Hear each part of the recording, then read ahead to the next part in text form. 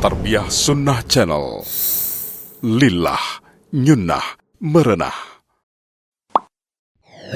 Yuk belanja di Tarbiyah Sunnah Mart. Dengan belanja di Tarbiyah Sunnah Mart, Anda turut berpartisipasi dalam dakwah yang diselenggarakan YTS. Assalamualaikum warahmatullahi wabarakatuh. Innal hamdalillah hamdan katsiran tayyiban mubarakan fih kama yuhibbu rabbuna wa yardah. Asyhadu an la ilaha illallah wahdahu la syarika lah wa asyhadu anna Muhammadan abduhu wa rasuluhu la nabiyya ba'dah. Qala Allah ta'ala fi kitabil karim a'udzu samii'il alim minasyaitonir rajim. Ya ayyuhalladzina amanu taqullaha haqqa tuqatih wa la tamutunna illa wa antum muslimun. Ya ayuhan nasu attaqu rabbakum alladhi khalaqakum min nafsin wahidah wa khalaqa minha zawjaha wa bassa minhuma rijalan katsiran wa nisaa'a wattaqullaha alladhi tasaaluna bihi wal arham innallaha kana 'alaikum raqiba. Ya ayyuhalladzina amanu taqullaha wa qulu qawlan sadida yuslih lakum a'malakum wa yaghfir lakum dunubakum wa ma yuti'illaha wa rasulahu faqad faza fawzan 'azima amma ba'd. Fa inna astaqal hadisi kitabullah wa khairal hadi hadi Muhammad sallallahu alaihi wasallam wa syarrul umuri muhdatsatuha wa kullu muhdatsatin bid'ah wa kullu bid'atin dhalalah wa kullu dhalalatin finnar. Ikhwana fid din azanallahu wa iyyakum. InsyaAllah pada kesempatan hari ini sebagaimana yang kita umumkan di pekan yang lalu, kita akan membahas fikih siam Ramadan. Ya. Kalau berbicara tentang fikih berarti dia adalah kaidah-kaidah umum yang berkenaan dengan amalan-amalan. Ya. Kaidah-kaidah umum yang berkenaan dengan masalah amalan-amalan. Yang itu diambil dari dalil-dalil yang tafsiliyah, minal adilah al-tafsiliyah.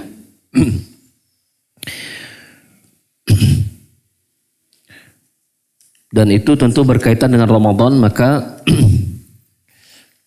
kita akan banyak berbicara tentang amalan dan hukum-hukum yang ada dalamnya. Dan saya sangat yakin dari waktu yang tersedia pada hari ini tidak akan cukup ya. Tapi mudah-mudahan insyaallah kita ambil pada bagian-bagian yang mudah-mudahan itu bisa diharapkan mencukupkan. Namun sebelumnya kita ingin ingatkan tentang sebuah hadis Rasulullah sallallahu alaihi wasallam dalam hadis yang diriwayatkan oleh Imam Bukhari. Dalam hadis yang sahih Rasul bersabda, "Man yuridillahu bi khairan yufaqihu fid din." Barang siapa yang diinginkan kebaikan oleh Allah Subhanahu wa taala, maka Allah akan berikan pemahaman kepada dirinya tentang agama. Allah akan jadikan dirinya faqih, mengerti, faham tentang agamanya. Oleh karena itulah, mau tidak mau, bagi orang-orang yang menginginkan mendapatkan berbagai macam keutamaan dan kebaikan yang Allah Subhanahu wa taala sediakan di bulan Ramadan, juga Rasulullah sallallahu alaihi wasallam ceritakan tentang betapa bulan Ramadan itu penuh dengan berkah, maka harus dibekali dengan ilmu.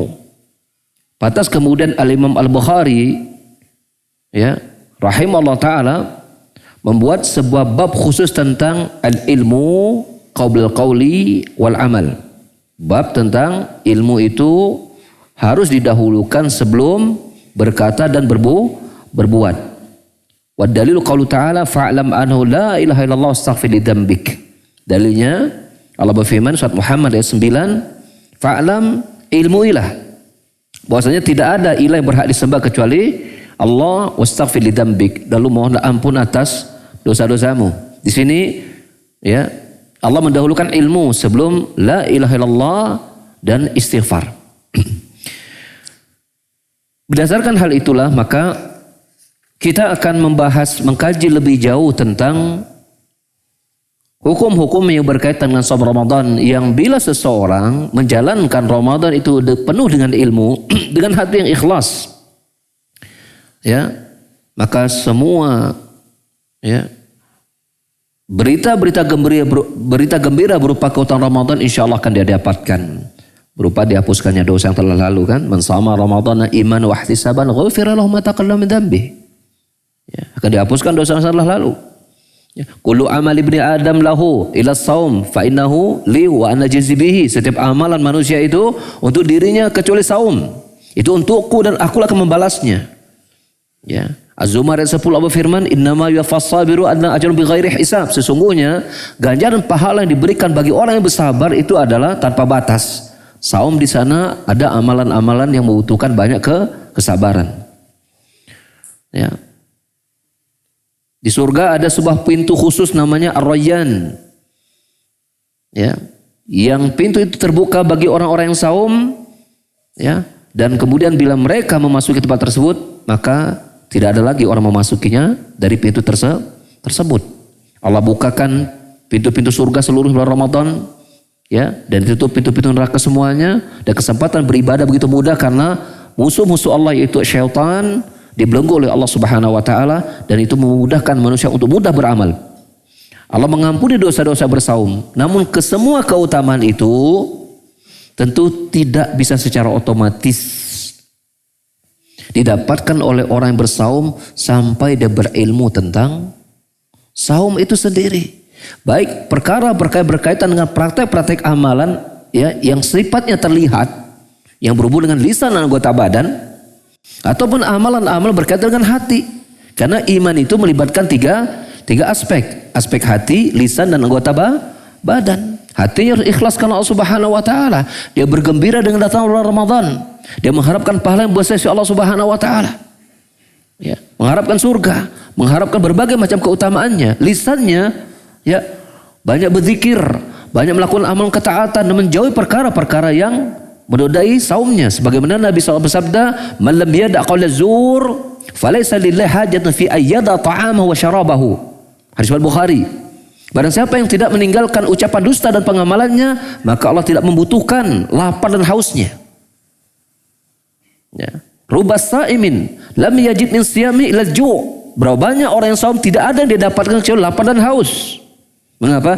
Karena bisa jadi dia tidak menjaga lisannya, ya, dari perkara-perkara yang merugikan dirinya, padahal dia telah berkorban untuk melemaskan badannya, untuk berlelah-lelah dari haus dan laparnya. Tapi karena lisan yang tidak terjaga, maka saumnya menjadi sia-sia. Demikian juga anggota badan. Ya, kita harus berusaha untuk menahan pandangan, menahan telinga, ya, menahan kaki kita untuk, ya, tangan dan kaki kita untuk tidak melakukan perbuatan-perbuatan yang sia-sia, apalagi Allah haramkan. Bahkan kata Nabi SAW, bila ada seseorang yang akan mengajakmu berkelahi, maka ucapkanlah ana sa'im, aku puasa.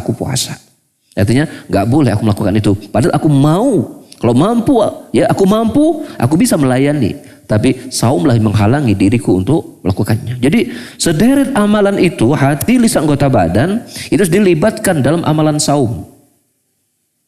Ya, dalam amalan saum. Maka yang pertama kali yang harus disadari oleh orang yang bersaum, kata Nabi SAW, imanan. Apa makna imanan? Ya, imanan itu artinya apa? Dia melakukan itu karena imannya kepada Allah bahwa saum ini wajib. Wahtisaban, ya, mengharapkan pahala, dan itu ada kandungan ikhlas di situ karena Allah Subhanahu wa taala. Tidak kemudian dia bersaumnya karena apa? Karena melihat seluruh manusia, tetangga-tetangganya, teman-temannya saum, ya, dia nggak enak kalau nggak saum, maka ini orang tidak terkena hadis diampuni dosa telah lalu. Tidak. Karena iman dan wahtisaban menjadi apa? Menjadi penentu dihapusnya dosa orang-orang bersaum. Imannya akan kewajiban dan mengharapkan pahala dengan keikhlasannya dalam melakukan ibadah saum tersebut. Bukan karena ingin dipuji manusia yang kita kenal dengan riya. Bukan karena takut dengan celaan mereka kalau tidak bersaum karena semua manusia bersaum. Tidak. Murni karena memenuhi panggilan Allah. Labbaik ya Allah, kami penuhi panggilanmu ya Allah. berkenaan dengan imanan, man shoma Ramadan imanan, yaitu meyakini kewajiban saum. Maka demikianlah kita akan buka kajian kita tentang fikih saum ini berkenaan dengan hukum saum Ramadan. Tentu ini hukumnya adalah apa? Hukumnya adalah wajib. Bagi setiap muslim baligh, berakal, sehat dan mukim. 4 itu. Ya. Muslim, baligh, berakal, sehat, mukim, tidak safar. Paham? Ulangi lagi. Muslim, baligh, berakal, sehat, mukim. Mukim tidak safar.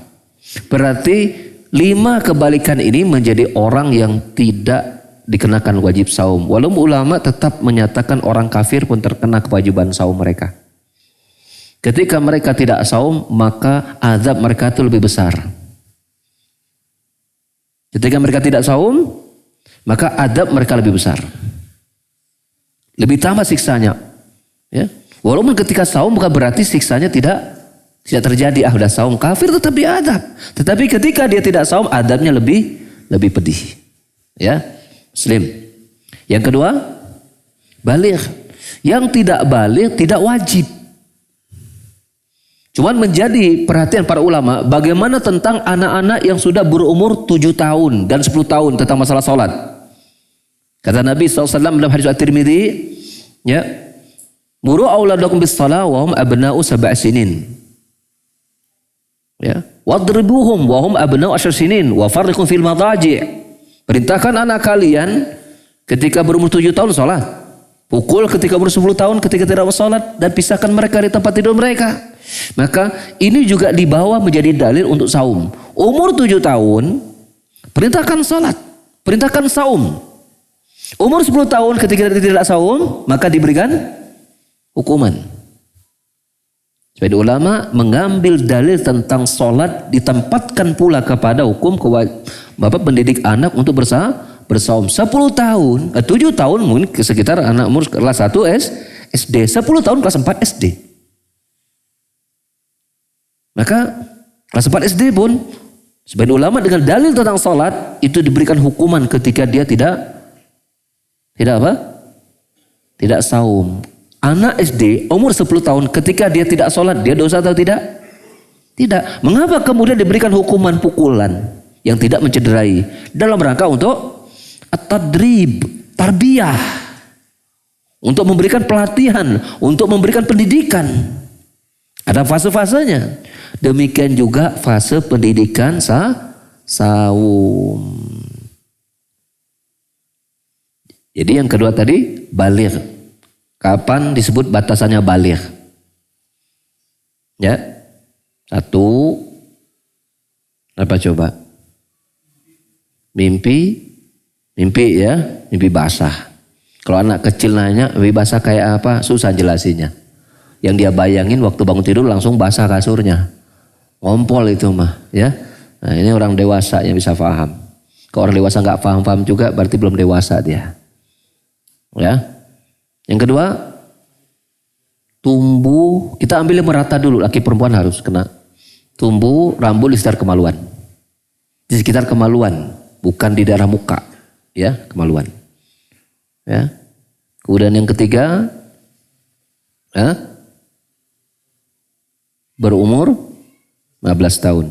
Bagi perempuan itu dia sudah haid atau hamil. Sudah haid atau hamil.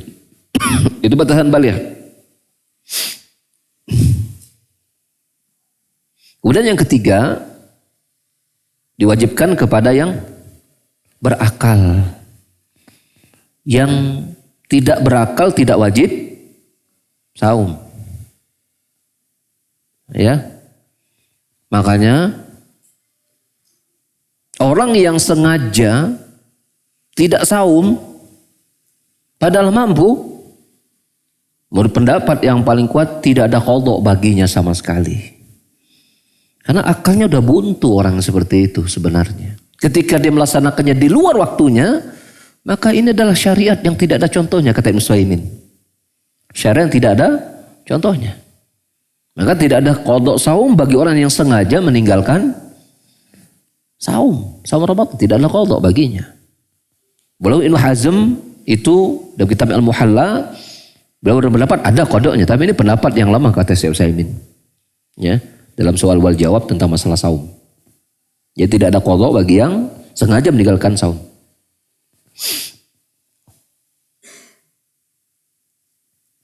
Syarat yang ketiga ini adalah berakal, berarti kita mengatakan ada orang yang sengaja tidak saum, akalnya seolah-olah tidak.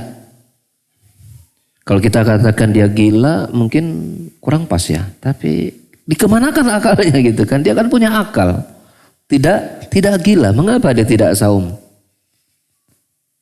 Kalau tinjauannya dia mukmin, dia orang yang beriman, mestinya saum. Ya. Kalau tinjau dewasa, dia sudah bisa berpikir sehat gitu kan. Mana yang baik, mana yang buruk. Mestinya orang yang punya akal ini dia bersaum. Maka bila Anda ingin tidak saum dan gratis, tidak dapat hukuman, Anda tinggal memposisikan diri Anda menjadi gila saja, gampang. Silakan Anda gelo, Anda enggak wajib saum. Ya. Tapi nggak ada ya orang yang sengaja saya pengen gila, jadikan gila beneran nggak akan mau. Yang keempat adalah apa? Sehat. Makanya yang sakit, ya, yang sakit tidak wajib saum. Cuma nanti dirinci oleh para ulama. Sakit yang diharapkan sembuh dengan sakit yang tidak diharapkan sembuh, maka ada konsekuensinya. Sakit yang diharapkan sembuh, maka ada qadha. Diharapkan di bulan Ramadan, ya, di bulan Ramadan dia mengqadhanya. Begitu pas hari Lebaran, besok dia ingin qadha, besoknya meninggal. Maka tidak ada qadha bagi ahli warisnya dan tidak ada fidyah.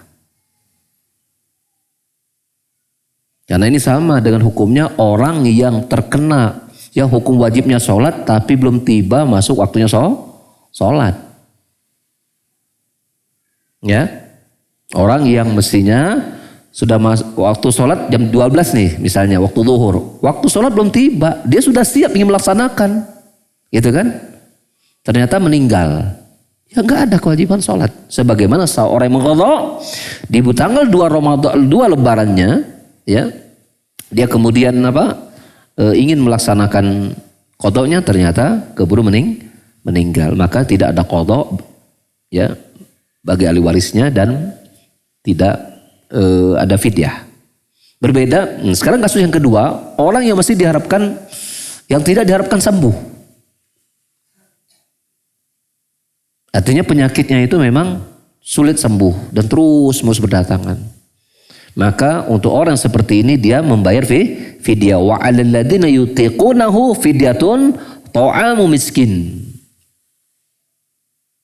Ya. Al-Baqarah 184. Maka bagi yang tidak mampu, maka wajib baginya fidyah. Termasuk dalamnya adalah aki-aki atau nenek-nenek yang memang sudah tua, yang sudah tidak mampu lagi untuk bersaum, maka dia difidyahkan.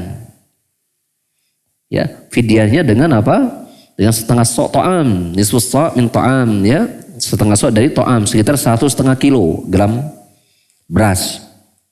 Yang diberikan boleh tiap hari, misalnya dia tidak puasa, hari itu juga dikasih, atau boleh kita rapil di ujung, ya, di ujung bulan, sebagaimana dilakukan oleh Anas bin Malik. Beliau kemudian mengumpulkan 30 orang miskin, lalu kemudian dia kasih makanan saat itu 1 hari.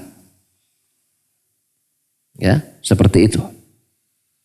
Ini bagi orang yang tidak sehat. Maka dirinci sakitnya itu, ya, bisa sembuh atau tidak. Dirinci. Baru kemudian ada hukum mengqadhanya atau tidak.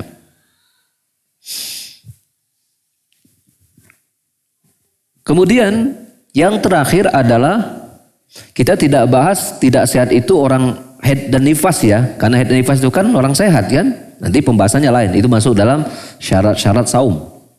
Ini kita bicara tentang apa? Kewajiban saum diperuntukkan bagi 5 orang. Yang terakhir adalah apa? Mukim, tidak safar. Mukim tidak safar. Artinya orang yang bersafar itu tidak wajib kena saum. Tapi kalau dia saum, ini juga tidak masalah. Ya. Wa man kana minkum maridan au ala safarin fa'iddatu min ayyamin ukhra. Maka barang siapa di antara kalian, masih Al-Baqarah 184-nya, barang siapa di antara kalian yang sakit atau dalam safar, boleh dia menggantinya di waktu yang lain. Ya. Hanya saja memang batasan safar itu ulama beda-beda pendapat. Ada yang menyatakan dengan uruf kebiasaan suatu tempat, ada yang menyatakan itu berdasarkan jarak sekitar 85 kilo ya nggak salah. 80 kilo lah, 80 kilo. Maka kalau bila dari kebiasaan manusia berubah-ubah, dan misalnya gini, orang dulu mungkin menganggap Cimahi itu safar. Karena jauh, kendaraan susah. Kayak dulu waktu saya 90-an awal datang ke Bandung, Cimahi itu jauh gitu. Majalaya itu jauh gitu. Sekarang Majalaya mah dekat. Jangankan Majalaya, Cimahi. Dulu namanya Terusan Buah Batu, Bojongkoneng tuh sekarang. Ya, Bojong Soang ya, Bojong Soang, Sukapura, STT Telkom. Itu waktu tahun 90-an awal saya ke sini, seperti jauh banget STT Telkom. Asa kayak di kampung, jauh desa ke gunung gitu. Sekarang Allahu Akbar, ada tol Buah Batu, dekat banget. Maka ketika situasi itu berubah, untuk hati-hati ambil patokan jarak 80 kilo. Kalau terjadi perubahan. Kalau tidak 80 kilo, tapi masih merasakan kesusahan dan orang menganggap ini luar kota, kembalikan kepada kebiasaan. Penilaian umum masyarakat, apalagi itu pendapat orang soleh di tempat tersebut, ya para ahli ilmunya. Maka itu dianggap safar. Ya. Nah, bagi yang mukim, maka dia wajib bersaum. Ya. Kemudian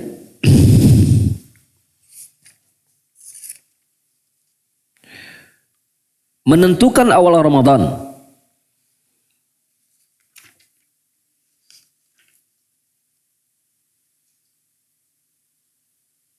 Ya. Bima yajibus siyam Ramadan? Kapan ditetapkannya? Dengan cara apa saum Ramadan itu ditetapkan? Maka tentu adalah apa? Ru'yatul hilal Ramadan, yaitu melihat hilalnya Ramadan.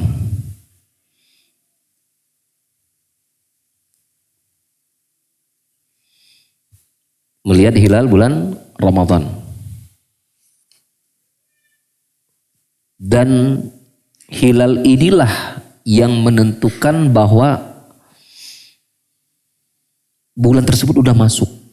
Allah berfirman dalam surah Al-Baqarah, "Faman syahida minkum syahr falyasum." Ya, 185. Barang siapa yang menyaksikan syahr. Artinya bulan itu betul-betul namanya syahida, yaitu betul terlihat bulan sudah masuk, maka hendaklah dia saum. Dan kepastian bahwa bulan itu sudah masuk hanya dengan melihat hilal. Dianggap sudah masuk karena hilalnya jelas. Sampai seluruh manusia bisa mengatakan ini hilal dan sepakat, tidak ada perbedaan pendapat, itulah maknanya berarti saum itu sudah bulan itu dianggap sudah masuk. Kalau sebagian melihat, sebagian tidak, masih di ujung dan tidak segala macam, maka itu belum dianggap melihat hilal. Karena mana hilal sendiri, ya, mana hilal sendiri, artinya az-zuhur, ya, al-barz, artinya sesuatu yang terlihat jelas. Sesuatu yang udah ma'rufun indanna, sesuatu yang sudah diketahui oleh kebanyakan mayoritas manusia. Itu maknanya hilal secara bahasa. Sehingga tidak ada satupun manusia yang tidak menyepakatinya.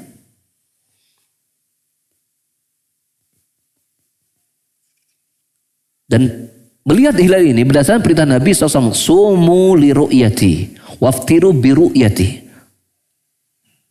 Fa in ghumma alaikum ya fakmilu al-iddata.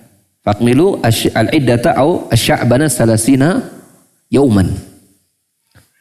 Bersaumlah dengan melihat hilal, berbukalah dengan melihat hilal. Dan bila kemudian Sya'ban itu, bila kemudian tertutup awan, maka sempurnakan Sya'ban menjadi 30 hari. Berarti ini cara yang kedua. Bila kemudian tidak kelihatan jelas, maka sempurnakan Sya'ban menjadi 30 hari. Berarti mau tidak mau, melihat Sya'ban pun harus dengan melihat hilal. Tanggal 1 Sya'ban juga harus terlihat jelas. Sehingga seseorang itu bisa menghitung ini tanggal 29 atau sudah 30. Nah, di waktu inilah disebut dengan Yaumus Syak. Hari yang meragukan, tanggal 29 Sya'ban itu hari yang meragukan. Apakah ya 29 Sya'ban, tanggal 30 Sya'ban itu hari yang meragukan. Hari yang meragukan. Apakah sudah masuk 1 Ramadan atau masih tetap Sya'ban? Maka tanggal 30 Sya'ban atau 30 Sya'ban 1 Ramadan inilah ada hari yang diharamkan untuk bersaum. Maksudnya bersaum sunnah. Tidak boleh. Misalnya ada seorang udah punya kebiasaan, ya, selalu punya kebiasaan saum Senin Kamis atau saum Daud, saya berpuasa saya berbuka, begitu kan? Maka di ujung-ujung Sya'ban ini mereka tidak boleh lagi melakukan saum dan dilarang oleh Nabi SAW. Disebutnya adalah ya Yaumus Syak, hari yang meragukan. Ragu antara apakah ini mesti Sya'ban tanggal 30 ataukah ini sudah masuk 1 Ramadan. Maka bila kita ingin menentukan 1 Ramadan sudah tiba, ya dalam kondisi misalnya hilal tidak terlihat jelas, maka sempurnakan Sya'ban menjadi 30 hari. Berarti ke hari itu berarti belum masuk Ramadan. Menunjukkan kepada kita sebagai penguat, berarti menjadi patokan jelasnya, yang menjadi patokan 1 Ramadan itu ru'yatul hilal zuhur. Melihat hilal itu betul-betul nyata. Betul-betulnya nyata. Yang tidak bisa kita jadikan patokan, sebagian orang tahu, sebagian orang tidak tahu. Hatta bila ada sebagian orang, dia bersaksi melihat hilal, lalu kemudian manusia yang lain tidak tahu dan tidak terumumkan dan pemerintah tidak mengumumkan, maka dia, pernyataan orang ini tidak boleh jadikan ijma'nya masyarakat untuk memulai saum Ramadan. Walaupun dia sendiri, ya, ulama beda pendapat apakah dia berbuka, dia bersaum atau tidak. Sementara dia melihat yang lain belum. Ini terjadi perbedaan juga di kalangan para ulama. Ya. Dia bersaum karena dia berkeyakinan melihat hilal, atau dia tetap belum bersaum dan mereka untuk mengambil pendapat manusia. Yang jelas bahwasanya dalil-dalil yang kita sebutkan bahwa bersaum, ya, bersaum itu dan patokannya melihat ru'yatul hilal berdasarkan sabda Nabi yang kita sebutkan tadi. Saumlah ketika melihatnya dan berbukalah ketika melihatnya. Dalam hadis An-Nasai, ya, hadisnya sahih. Itu tetap kembali keputusannya ditentukan oleh pemerintah. Ditetapkan oleh pemerintah.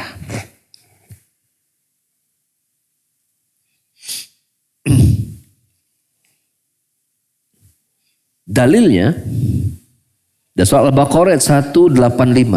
Allah menyebutkan faman syahida minkum asy-syahr falyasum. Barang siapa di antara kalian menyaksikan di negeri tempat tersebut di bulan itu, maka hendaklah ia bersaum pada bulan tersebut.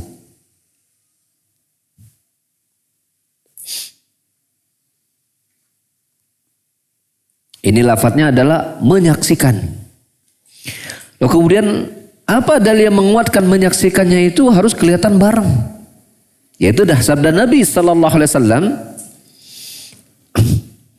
yang diriwayatkan oleh Al-Imam At-Tirmidzi, yang dinyatakan sahih Al-Syalbani rahimahullah taala, as-saumu yauma tasumun wal fitru yauma tuftirun wal adha yauma tudhahun. Bersaumlah kalian, ya, atau as-saum, bahwa bersaum itu siam, ditetapkan tatkala kalian mayoritas itu juga bersaum. Idul Fitri juga demikian, Idul Adha juga demikian. Ya, beridul fitrilah di saat manusia beridul fitri dan beridul adha lah di saat manusia beridul adha. Maka Imam At-Tirmidzi ketika menjelaskan hadis ini kata beliau, sebagian ulama menafsirkan hadis ini dengan mengatakan puasa dan hari raya hendaknya dilakukan bersama jamaah, yaitu pemerintah kaum muslimin dan ya mayoritas manusia itu masyarakat. Ini pendapatnya Imam At-Tirmidzi, juga ini pendapat yang dinyatakan oleh Ibnu Taimiyah dan juga Imam Ahmad bin Hanbal. Walaupun ada sebagian ulama ya seperti Imam Abu Hanifah, Imam Malik, juga pendapat yang masyhur dari Imam Ahmad menyatakan bila seseorang itu sendirian melihat hilal, ya, sendirian melihat hilal, maka ia bersikap karena melihat hilal dan tidak harus bersama masyarakat.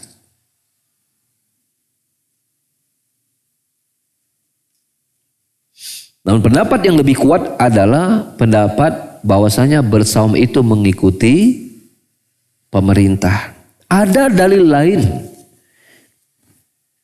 ya yang menguatkan bahwasanya bersaum itu ditentukan oleh pemerintah.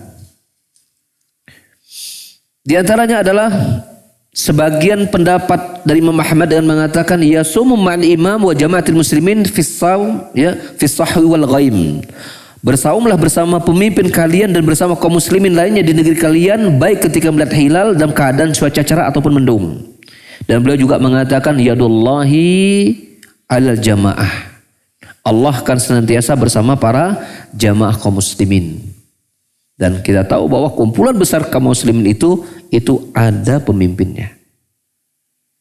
Ada pemerintahnya. Mungkin ada mempertanyakan pemerintah yang mana?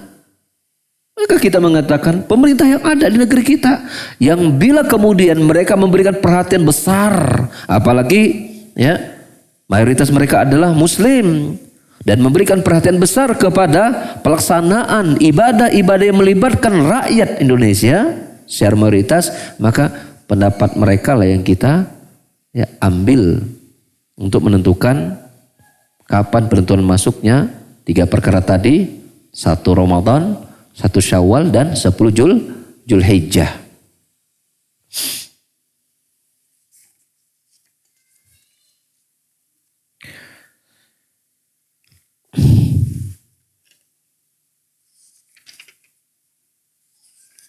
Berikutnya adalah syarat dan rukun saum.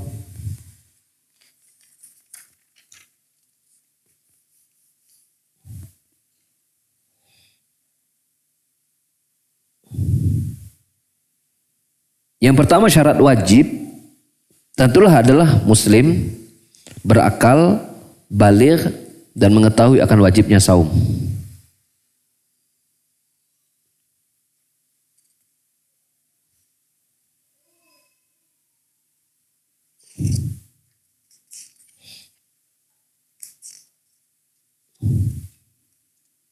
Sedangkan syarat sahnya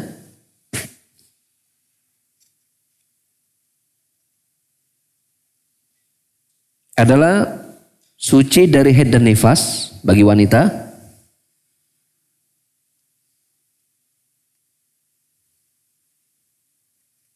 dan yang kedua adalah berniat.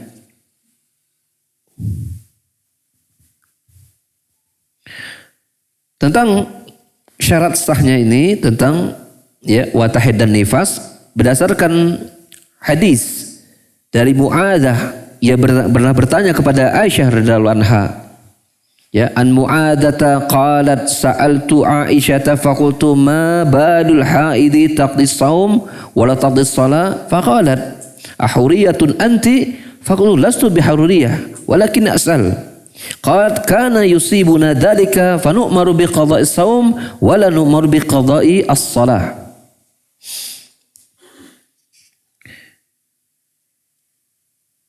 Dari Mu'adzah dia berkata, saya bertanya kepada Aisyah radhiyallahu anha, saya berkata, mengapa gerangan wanita yang haid itu mengqadha saum dan tidak mengqadha salat? Maka Aisyah menjawab berkata, ya, ahuriyatun anti, apakah kamu dari golongan haruriyah?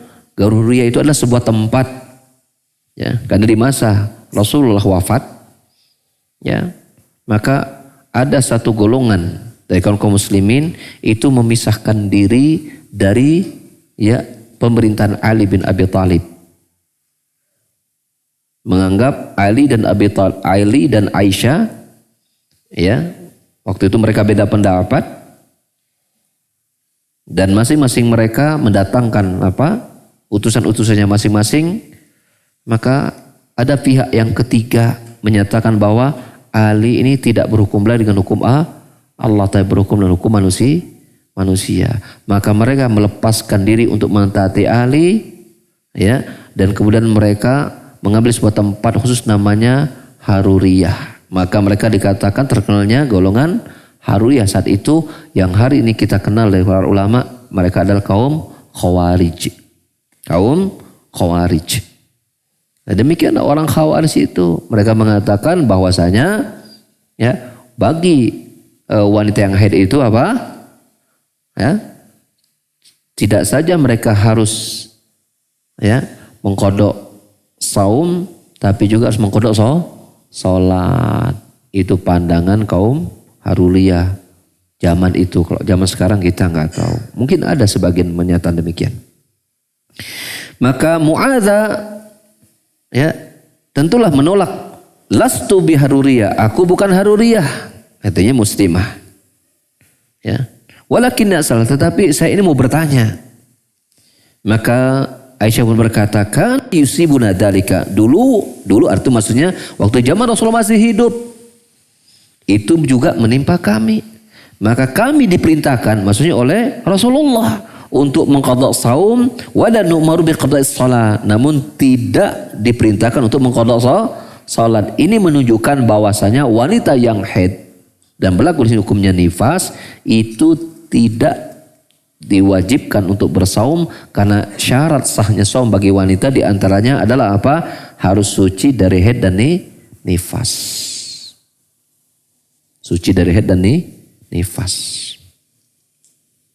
Dan kewajibannya adalah mengqadha. Syarat yang kedua adalah berniat. Karena Nabi mengatakan innamal amalu binniyat. Amal yang tergantung dari niat. Hadis sahih riwayat, ya, Bukhari Muslim.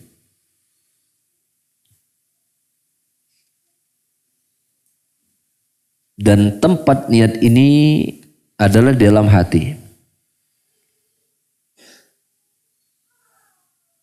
Al-Imam An-Nawawi, seorang ulama Syafi'i, berkata dalam kitabnya Rawdatul Talibin, la yasihu as-sawma illa binniyati wa mahalluhu al-qalbu wa la yushtaratu an-nutqu bila khilaf. Tidaklah sah saum puasa seseorang kecuali dengan niat. Letak niat itu ada dalam hati dan tidak disyaratkan untuk diucapkan. Masalah ini tidak ada perselisihan pendapat di antara para ulama. Maksudnya dari para ulama Imam Syafi'i, mazhab Syafi'i. Juga demikian ulama Syafi'iyah lain seperti Asy-Syarbini mengatakan, wa mahalluha al-qalbu wa la takfi bil lisan qat'an wa la yushtar at-talaffuz biha qat'an kama qalahu fi ar-Rawdah. Niat itu letaknya dalam hati dan tidak perlu sama sekali dilafatkan. Niat sama sekali tidak disyaratkan untuk dilafatkan sebagaimana Imam Nawawi mengatakan dalam kitabnya Ar-Rawdah. Ya, itu, ya, Rawdatul Talibin. Dan juga pendapat apa yang disampaikan oleh para ulama yang lain dari tentang masalah tersebut, maka berniat itu niat itu tepatnya di dalam hati, tidak dimunculkan, ya, seperti misalnya mengatakan nawaitu saum, saya berniat untuk saum, tidak. Persoalannya adalah kapan niat itu mulai dihadirkan. Rasulullah sallallahu alaihi wasallam bersabda yang diriwayatkan oleh Imam Muslim, "Man lam yubi' siyama qabla al-fajr fala siyama lahu." diriwayatkan oleh Imam Abu Daud,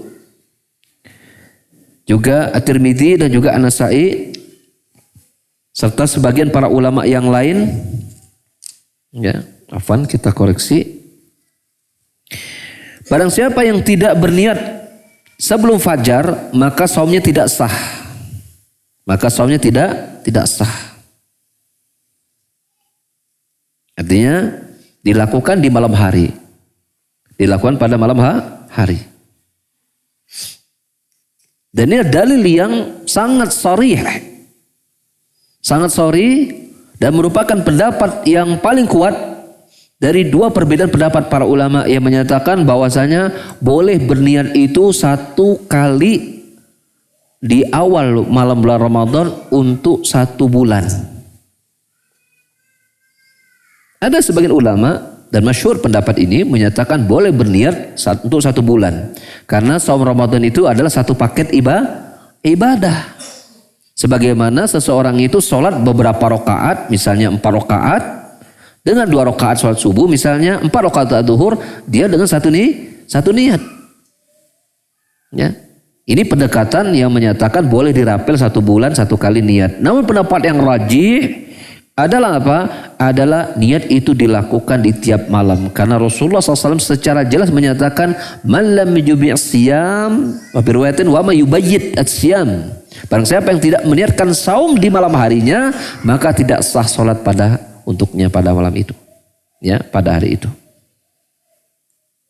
Dan ini tempatnya di dalam hati.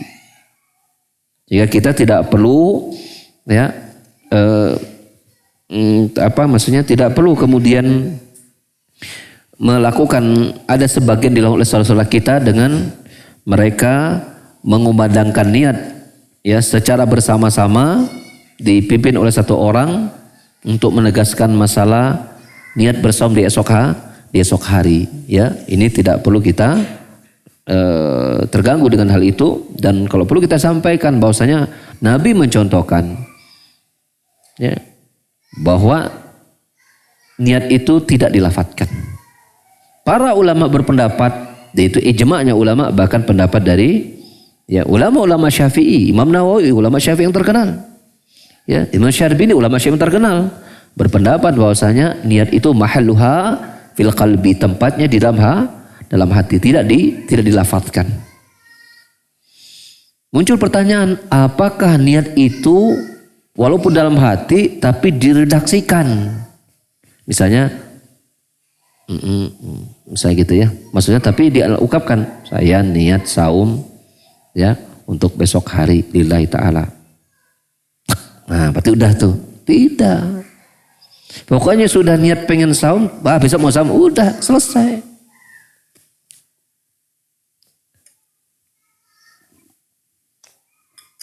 Kalau Ana minum teh ini pakai niat enggak?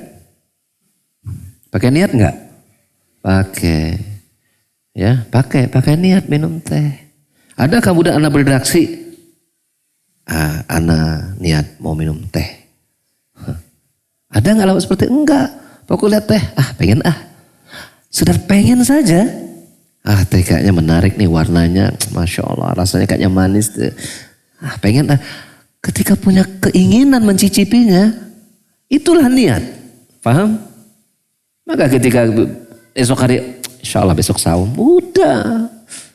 Niat sudah terjadi di situ. Tapi ingat, lakukan di malam hari. Waktu telatnya sebelum fajar. Fajar itu patokannya apa? Adzan subuh. Adzan subuh, patokan adzan. Patokan apa? Niat terakhirnya. Sebelum adzan subuh berkumandang, maka boleh itu niat di situ dimulai. Walaupun sambil makan sahur gitu kan, boleh. Ya. Kita pindah kepada sunanus siyam. Sunnah-sunnah saum. Apa yang disunnahkan? Arti kita enggak bicara tentang wajiban ya. Sunanus saum wa adabuhu. Salah satu rujukan kitab yang kita ambil di kitab Sahih Fiqh Sunnah ya. Yang pertama adalah as-sahur. Bersahur. Artinya orang yang tidak bersahur saumnya tetap sah. Karena sahur bukan syarat sahnya saum, tapi disunahkan. Dari Anas bin Malik radhiyallahu anhu, anna Rasulullah sallallahu alaihi wasallam qaal, tasahharu fa inna fis sahuri barokah. Bersahurlah kalian karena dalam sahur itu ada barokah. Ya. Hadis riwayat Bukhari Muslim. Dari Umar bin Al-As, dari Amr ibn Al-As, dia berkata, Rasulullah sallallahu alaihi wasallam bersabda, faslu ma baina siyamina wa siyami ahli kitabi aklatus sahur.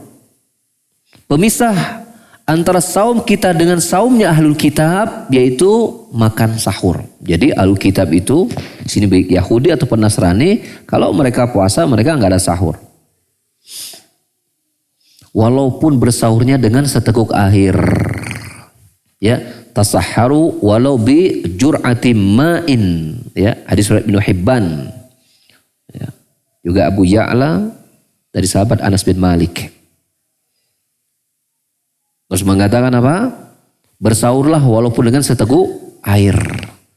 Dan jadikan dalam sahur itu sahurnya dengan kurma, itu lebih afdal. Bersahurnya dengan kurma. Berdasarkan hadis Abu Hurairah radhiyallahu anhu, anna Nabi sallallahu alaihi wasallam qaal, ni'mas sahuril mu'min at-tamr. Sebaik-baik sahurnya orang mukmin itu adalah kurma.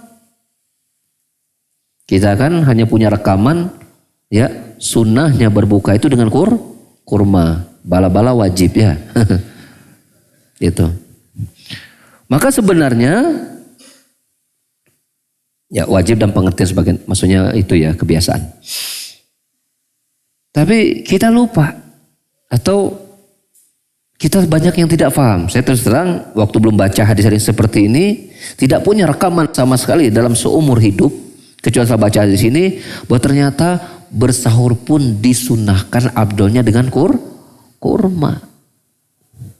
Ya. Maka Nabi menegaskan ni'mas sahuril mu'min at-tamr. Sebaik-baik sahurnya seorang mukmin itu dengan kurma. Tamr itu kurma kering. Tapi kalau Rasul berbuka itu dengan rutop, kurma basah. Kalau nggak ada baru kurma kering. Di kita ini banyak di Indonesia namanya tamr. Namanya tamr.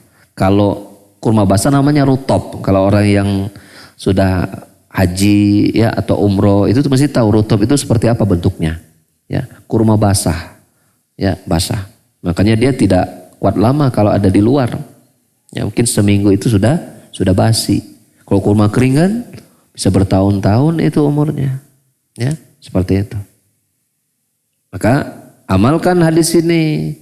Ya, cicipi bersahur itu walaupun satu biji kurma, sahur dengan kurma. Ya.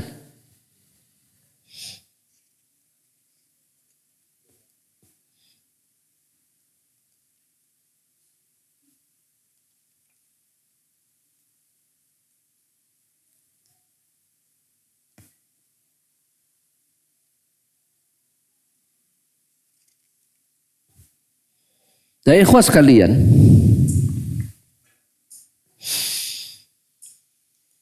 disunahkan untuk mengakhirkan sahur. Kalau berbuka disunahkan untuk menyegerakan. Dari Anas, ya, dari Zaid bin Sabit dia berkata, tasaharna ma Rasulillah sallallahu alaihi wasallam summa qumna ila shalah. Qultu kam kana qadru ma bainahuma? Qala 50 ayah. Kami pernah makan sahur bersama Nabi sallallahu alaihi wasallam. Kemudian kami pun berdiri untuk menunaikan salat. Maksudnya untuk salat subuh. Kemudian Anas bertanya kepada Zaid, ya, maksudnya Zaid bin Sabit yang bersama Rasulullah SAW makan sahur. Berapa lama jarak antara adzan subuh dan sahur kalian? Zaid menjawab, sekitar membaca 50 ayat. Dalam riwayat Bukhari dikatakan sekitar membaca 50 atau 60 ayat. Ibnu Hajar mengatakan maksud sekitar membaca 50 ayat itu artinya waktu makan sahur tersebut tidak terlalu lama dan tidak pula terlalu cepat. Al-Qurtubi mengatakan hadis ini adalah dalil bahwa batas makan sahur itu adalah sebelum terbit fajar. Jadi 50 dan sampai 60 ayat. Jadi itu sekitar setengah jam lah. Setengah jam. Jadi kalau misalnya adzan subuh itu ya jam 4:30 lewat ya sekarang ya. Jam 4 lewat seberapa didinya? 33. Ya, jam 4 lewat 33. Berarti ya yang terbaik sahur itu pukul 4. Ya, pukul 4. Dulu waktu kita kecil-kecil sahur itu malah satu jam, bahkan 1,5 jam sebelumnya. Akhirnya habis makan tidur lagi. Sholat subuhnya jam 7. Ya. Jadi ada hikmahnya, sahur itu diakhirkan agar ya habis sahur langsung siap-siap sholat subuh. Dan bisa mengajar sholat qobliyah gitu kan, seperti itu. Dan ternyata Masya Allah, Anda perhatikan perbuatan Nabi SAW, yaitu jadikan teladan oleh para sahabat-sahabat beliau radhiyallahu anhum, ya, itu selalu tepat dengan ukuran waktu, ya, dan situasi ibadahnya manusia. Tepat. Itu betul-betul seolah termanajemen dengan baik, ya kan? Diakhirkan sahur sehingga tidak ada waktu lagi untuk istirahat apalagi tidur. Ya, sehingga tidak ada alasan kenapa ya sholat subuhnya kesiangan, karena dari aturan atau dari contoh Nabi SAW, Rasul sudah mencontohkan itu hampir tidak ada waktu lagi untuk tidur. Ya, diakhirkan sahur. Kalau untuk berbuka disegerakan. Nah, kata Nabi SAW sabda, la yazalun nasu bi khair ma ajjalu al-fitra. Hadis Bukhari Muslim, senantiasa manusia itu berada dalam kebaikan selama mereka menyegerakan berbuka.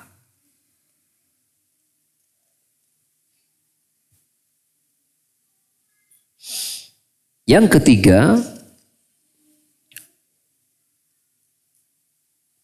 ayyuftira ala rasbi aw tamar intayassara awil ma. Berbukanya dengan rutab, kurma basah, kalau tidak dengan kurma, atau yang kalau dia tidak bisa ya dengan air. Sebagaimana diberikan dalam hadis riwayat Abu Daud dengan hadis yang hasan, juga Tirmidzi, dan lihat dalam Irwaul Ghalil dan silsilah Sahih Al-Albani. Anas radhiyallahu anhu berkata, kana Rasulullah sallallahu yuftiru ala rutubat qabla ay yusalliya, fa in lam takun rutubat fa ala tamarat, fa in lam takun hissan hasawatun minal ma, fa in lam takun hissan hasawatun minal ma. Ya, Rasulullah sallallahu itu berbuka dengan kurma, maksudnya dengan rutab ya, kurma basah. Kalau tidak ada rutab, maka beliau berbuka dengan tamar, yaitu kurma kering. Kalau tidak, ya minum dengan air yang mensucikan.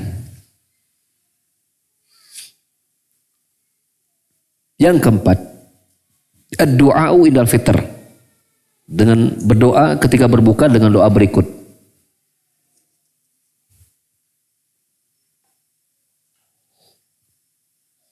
Rasulullah mengajarkan doa dari sahabat Abdullah bin Umar bin Khattab radhiyallahu anhu.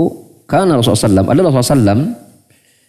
Rasulullah sallallahu alaihi wasallam idza aftara, ketika dia berbuka, beliau mengucapkan doa dhahaba dhama'u wa batallatil uruqu wa sabatal ajru insyaallah. Ya, hadis Abu Daud, An-Nasa'i, dan dihasankan oleh Al-Albani rahimahullah taala dalam Irwaul Ghalil. Ya. Telah hilang rasa haus dan urat-urat telah basah dan pahala ditetapkan insyaallah. Dan ketika berbuka ini termasuk waktu mustajabnya doa. Nabi sallallahu alaihi wasallam bersabda, salasatun la turaddu da'watuhum al-imam al-adil was-shaim hina yuftir wa da'watul mazlum. Ada 3 orang yang doanya tidak ditolak. Yang pertama, pemimpin yang adil. Yang kedua, orang yang bersaum ketika dia berbuka. Yang ketiga, doa orang yang terzalimi. Maka ya, waktu berbuka itu adalah waktu terkabulnya doa, karena ketika itu orang yang bersaum telah menyelesaikan ibadahnya dalam keadaan tunduk dan merendahkan diri. Sehingga dengan mengucapkan doa itu, dabal dhama'u wa batalatil uruku wa sabatal ajru insyaallah, maka mudah-mudahan ya pahala saum itu ditetapkan dan diberikan kepada orang yang bersaum tadi. Berupa apa? Penghapusan dosa, ya, pahala yang tidak terbatas dan seterusnya. Ya. Pantas Nabi SAW mengatakan apa? Lis-shaimi farhatan. Bagi orang yang bersaum itu ada 2 kebahagiaan. Ya. Yang pertama, ya, farhatun indal fitr. Kegembiraan ketika berbuka. Itu bahagia. Karena apa? Bahagianya karena telah menyelesaikan ibadah hari itu. Wa faratun inda liqa' rabbih, dan bahagia ketika bertemu dengan Rabb-nya, ya, dengan ibadah yang dia lakukan dengan sekuat tenaga, dengan sebaik-baiknya dan hati yang ikhlas. Ternyata ketika bertemu dengan Rabb-nya, dia mendapatkan saumnya itu menolong dirinya, memberikan syafaat untuk dirinya, ya, sehingga dia bisa selamat dari adabnya Allah Subhanahu wa ta'ala.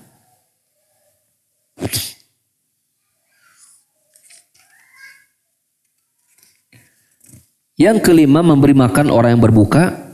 Dan saya kira antum sudah pada tahu semua, ya, ini hadis At-Tirmidzi, dan pahala memberi makan berbuka ini sama dengan pahala orang yang bersaum, ya. Yang keenam, tentu memperbanyak bersedekah. Memperbanyak sedekah. Ya, dari ini diriwayatkan dalam hadis Bukhari dan Muslim bahwa Rasulullah SAW itu dermawan, dan kedermawanannya itu bertambah-tambah bulan Ramadan ketika Jibril bertemu dengannya. Ya. Dan Jibril datang menemui beliau pada setiap malam bulan Ramadan untuk membacakan Al-Quran hingga Al-Quran selesai dibacakan untuk Nabi SAW. Apabila Jibril alaihissalam datang menemuinya, tatkala itu beliau adalah orang yang lebih cepat dalam kebaikan daripada angin yang berhembus. Ini hadis riwayat Bukhari, Muslim. Dan banyak lagi tentang keutamaan bersedekah, ya, di bulan Ramadan.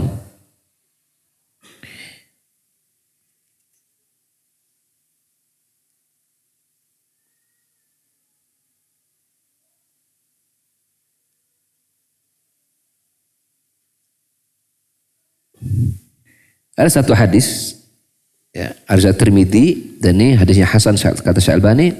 Inna fil jannati ghurfan tura zuhuruha min butuniha wa butunha min zuhuriha. Faqama a'rabiyun faqala liman hiya ya Rasulullah? Qala liman atabal kalam wa at'amat ta'am wa adama siyam wa sallallahu wa salla lillahi bil laili wan nasu niyam. Sesungguhnya di surga itu terdapat kamar-kamar yang mana bagian luarnya terlihat dari bagian dalamnya dan bagian dalamnya terlihat dari bagian luarnya.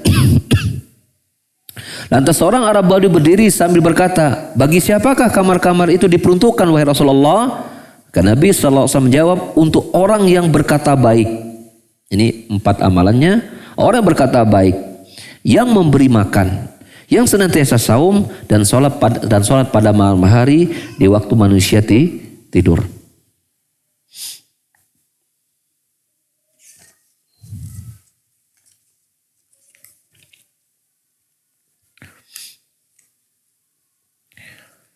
Pembahasan berikutnya adalah mubtilatu asyam, pembatal saum.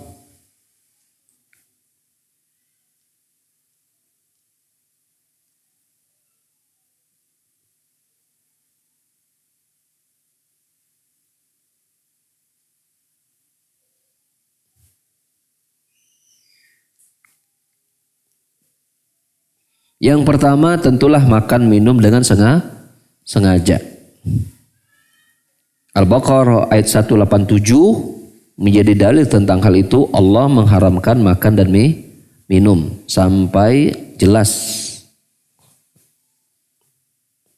Ya, kulu washrabu hatta yatabayyana lakumul khaytul abyadu minal khaytil aswadi minal fajr summa atimus siyama ila lail. Itu jelas dalil menunjukkan tidak boleh makan dan minum. Kecuali kalau lupa, maka ini tidak masalah. Idza nasiya fa akala wa syariba falyutimma shauma fa inna ma tamahullahu wa saqahu. Ya, hadis Bukhari Muslim. Apabila seorang makan dan minum dalam keadaan lupa, hendaklah dia tetap menyempurnakan saumnya karena Allah telah memberinya makan dan minum. Yang kedua, muntah dengan sengaja. Dari Abu Hurairah radhiyallahu anhu, Nabi sallallahu alaihi wasallam bersabda, "Man dara'ahu qai'un wa huwa sha'imun falaysa 'alaihi qada'un wa inna istaqa'u falyaqdi." Barang siapa yang dipaksa muntah sedang dia dalam keadaan saum, maka tidak ada qada' baginya. Namun apabila dia muntah dengan sengaja, maka wajib baginya membayar qada' itu.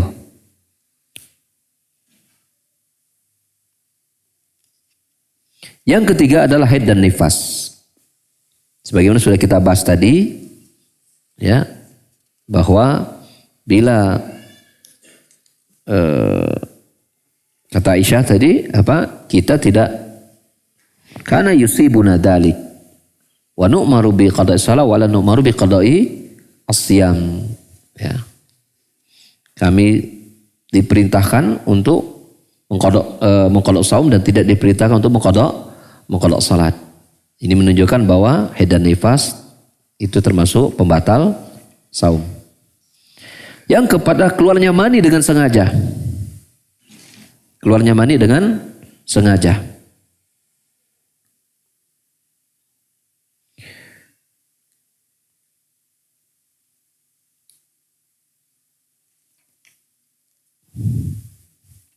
Yatruku ta'amu syarwahu wa syahwatahu min ajli. Jadi Nabi mengatakan firman Allah Subhanahu wa ta'ala bahwa orang itu saum untukku, dia meninggalkan makan dan syahwatnya karenaku. Meninggalkan syahwatnya artinya apa? Dia tidak mengeluarkan maninya dengan sengaja. Ya.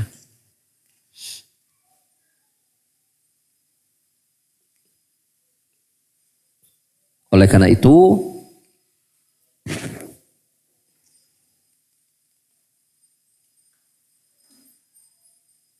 hindarkan semua jalan-jalan yang mengakibatkan keluarnya air mani tersebut. Yang kelima,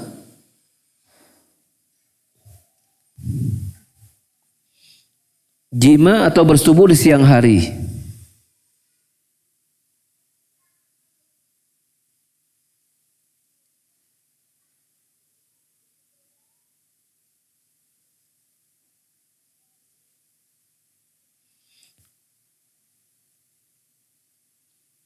Ini tentu bagi orang yang hukumnya wajib saum. Ya. Karena kalau syarat saum kan kita sebutkan di antaranya adalah mukim misalnya. Maka ketika seorang yang sedang safar, maka tidak terkena kewajiban dia untuk saum. Bagaimana kalau dia berjima di siang hari? Maka bila itu dijadikan syarat berarti tidak berlaku ya kafarat bagi mereka. Bila kita lihat letterlekis dari hadis-hadis yang ada ya. Dan kafarat saum bagi orang yang berjima di siang hari, di tiap hari satu hari dia berjima misalnya, maka itu harus ya kafaratnya adalah ada 3 pilihan: membebaskan budak hamba sahaya, budak yang tanpa cacat tentunya. Kalau tidak mampu bersaum 2 bulan berturut-turut, di kita ini Indonesia tidak ada budak hamba sahaya, berarti kewajiban saum 2 bulan berturut-turut. Misalnya dia sudah saum 1 bulan, pas masuk bulan kedua sengaja tidak ada udzur, maka dia harus mengulang saumnya lagi dari awal. Kecuali kalau ada udzur karena sakit, ya, karena dengan sebab dia safar gitu kan, itu ada udzur. Tapi kalau dia tidak ada udzur apapun, maka walaupun sudah 1 bulan, maka dia harus mengulangnya dari awal lagi. Jadi berat kafarat, ya, saum berjima di siang hari. Kalau tidak mampu, mungkin alasan yang Ramadan aja nggak kuat nahan kan, apalagi 2 bulan. Ramadan 1 bulan aja nggak kuat. Ya. Nah maka dia memberi makan kepada 60 orang miskin. 60 orang miskin dengan 1 mud makanan. Ya. Pada 1 hari yang dia tinggal, yang dia melakukan itu. Dan berhubungan badan ini membatalkan saum. Ya. Dan ini tidak disyaratkan harus keluar air maninya. Ya, tidak disyaratkan keluar air maninya. Kok berhubungan badan. Ya. Dan hadis Abu Hurairah menyebutkan demikian. Idza wada'a fi syu'aibiha fi syu'abil arba, jika sudah posisi, ya, posisi sudah berhubungan badan, wajaba, ya, alaihi al-ghusl, maka wajib bagi dia untuk mandi. Artinya tanpa disyaratkan harus keluar air mandi dan seterusnya. Kalau sudah berhubungan badan maka wajib baginya dan batal saumnya, dan dia wajib menggantinya selama 2 bulan berturut-turut. Kalau mampu, kalau tidak maka memberi makan 60 orang miskin.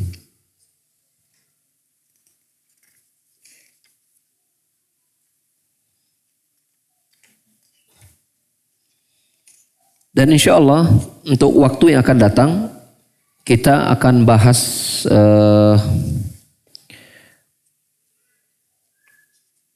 tentang pembatal-pembatal saum yang kontemporer, ya, yang belakangan dengan fatwa-fatwa ulama terkini. Itu kita insya Allah akan bahas pada waktu yang akan datang.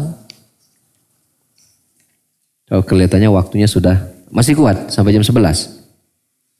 Hah? Masih kuat atau tidak? Kuat ya? Kita kan tadi mulai kajian jam 9, berarti baru 1 jam. Wah, masih kuat insya Allah ya. Ya. Kalau masih kuat saya akan lanjutkan.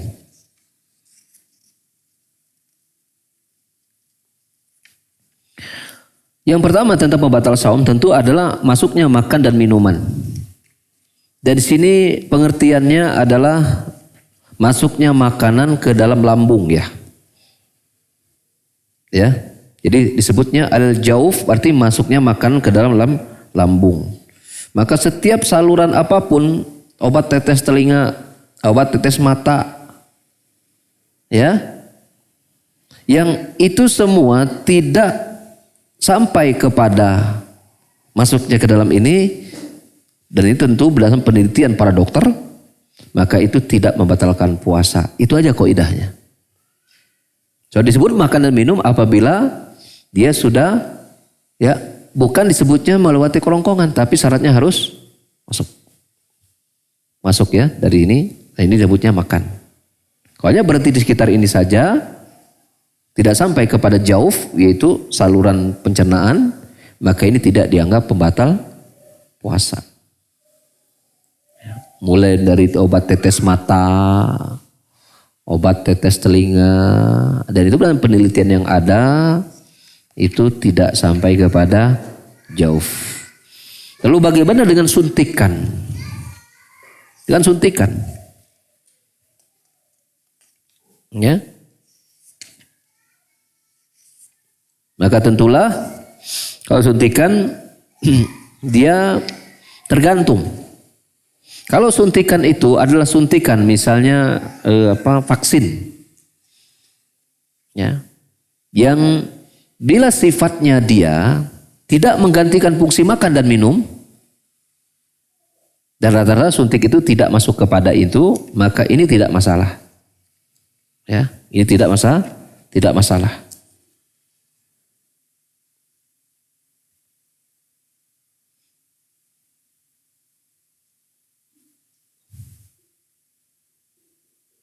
Lalu bagaimana dengan wanita yang mencuci vaginanya? Apakah dari vagina kemudian bisa sampai kepada saluran perut mereka, ya, pada mungkin bahan cairan yang masuk ke tubuh mereka? Maka pendapat kedokteran hari ini membantah hal itu, maka ini tidak sama sekali membatalkan puasa. Sedangkan suntikan pada kulit, pembuluh darah dengan injeksi yang non makanan ini jelas tidak membatalkan puasa. Sedangkan suntikan pada pembuluh darah dengan injeksi makanan, maka ini terjadi perbedaan pendapat dengan para ulama, ya. Namun pendapat ulama yang terkini yang rajih adalah membatalkan saum. Seperti Syekh An-Nasir As-Sa'di, Syekh bin Baz, Syekh Utsaimin, ini membatalkan saum. Injeksi atau mungkin infus yang itu berfungsi sebagai pengganti makanan, maka ini termasuk membatalkan saum.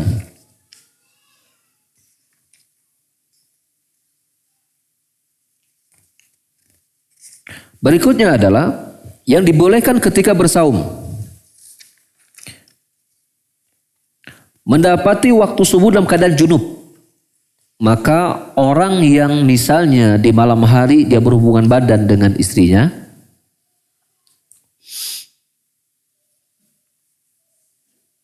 kemudian sahurnya kelewatan. Bangun-bangun sholat subuhnya juga orang udah bubar dari masjid.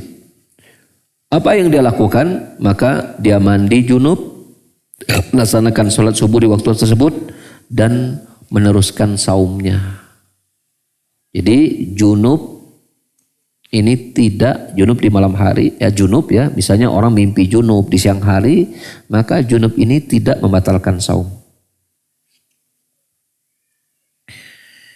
Anna Rasulullah SAW, dari Aisyah dan Ummu Salamah, dua-duanya adalah radhiyallahu anhuma istri Rasulullah SAW, berkata, anna Rasulullah SAW kana yudrikuhu al-fajr wa huwa junubun min ahli summa yaghtasil wa yasum.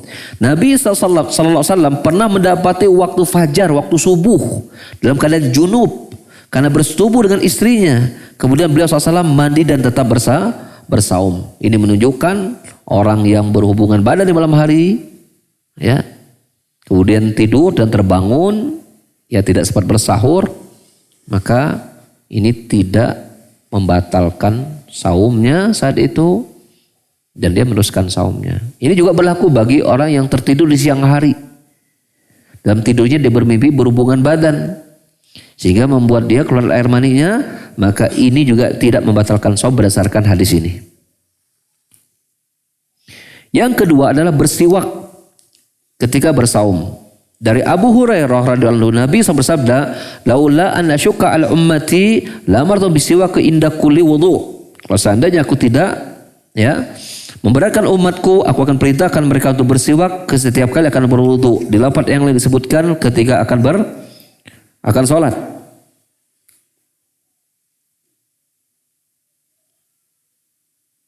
Ini di dalam Sahih Bukhari.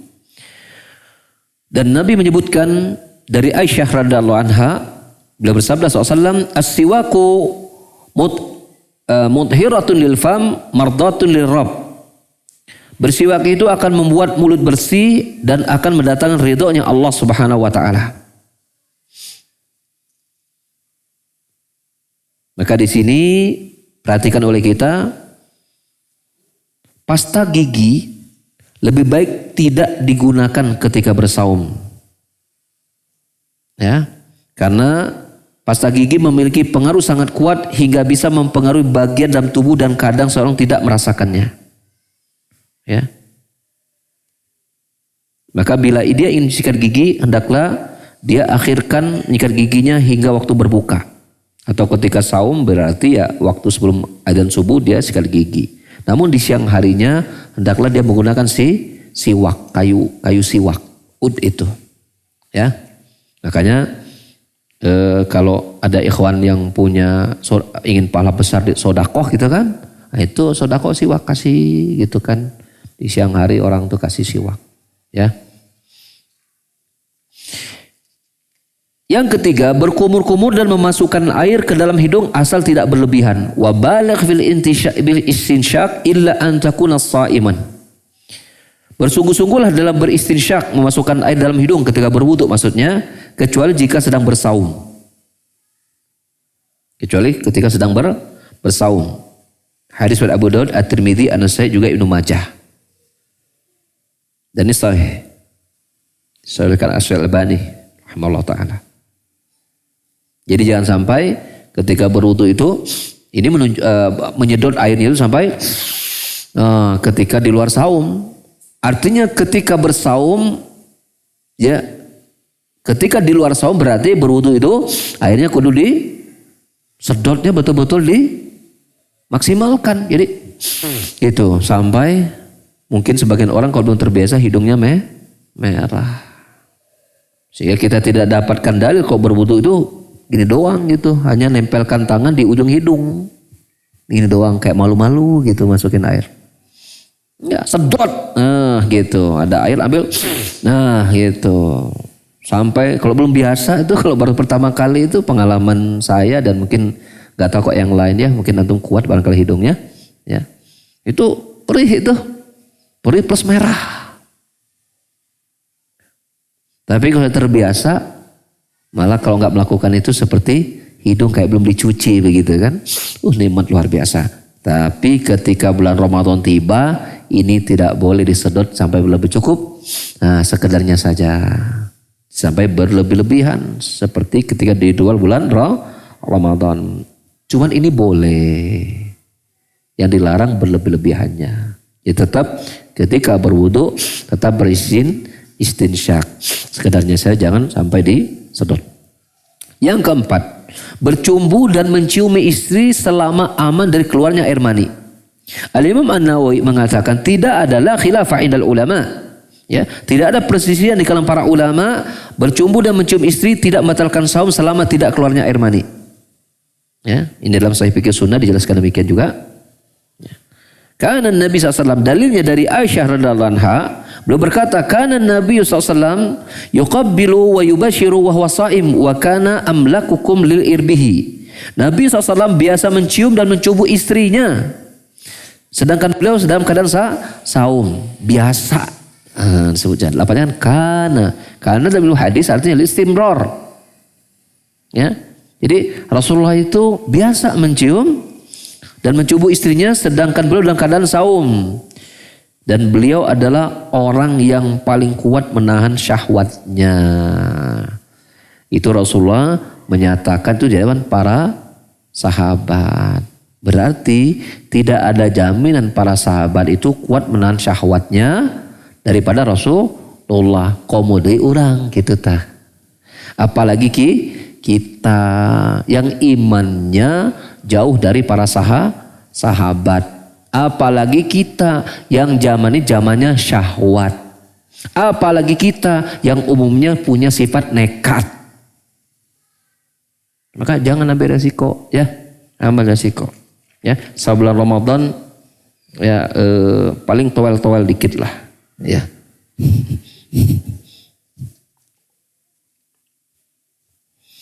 Yang kelima,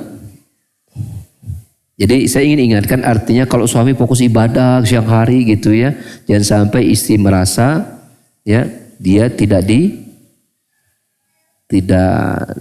dihargai gitu kan, enggak. Ya. Malah biasanya istri senang kalau siang hari itu suaminya enggak macam-macam. Dan siang hari memang banyak aktivitas ya. Begitu bagi wanita. Yang kelima, bekam dan donor darah jika tidak membuat lemas. Walaupun ini ikhtilaf ulama ya.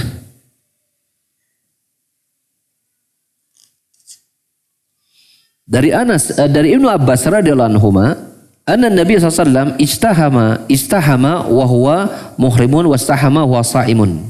Dari Ibnu Abbas radhiyallahu anhu berkata bahwa Nabi SAW berbekam dalam keadaan berihram dan berpuasa. Hadis riwayat Bukhari. Yus'alu Anas bin Malik radhiyallahu anhu, "Akuntum takrahuna al-hijamata lis-sha'im?" Qala la illa min ajil da'fi. Anas bin Malik radhiyallahu anhu ditanya, apakah kalian tidak menyukai berbekam bagi orang yang saum? Beliau berkata, tidak, enggak masalah, kecuali jika bisa menyebabkan lemah. Ya. Namun Imam Asy-Syafi'i dalam kitabnya mengatakan, jika seseorang meninggalkan bekam ketika saum dalam rangka kehati-hatian, maka itu lebih aku sukai. Namun jika ia tetap melakukan bekam, aku tidak menganggap puasanya batal.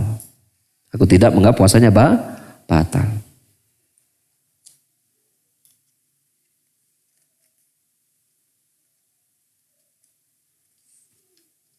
Jadi intinya dalil-dalil ini menunjukkan kepada kita boleh seorang itu berbekam dan berdonor darah selama itu tidak membuat lemasnya badan. Tetapi sepertinya orang akan mikir panjang ya. Kalau apalagi donor gitu kan, udah kebayang itu akan membuat badannya lemah, biasanya mikir panjang. Tapi kalau berbekam, Allahu a'lam bissawab ya.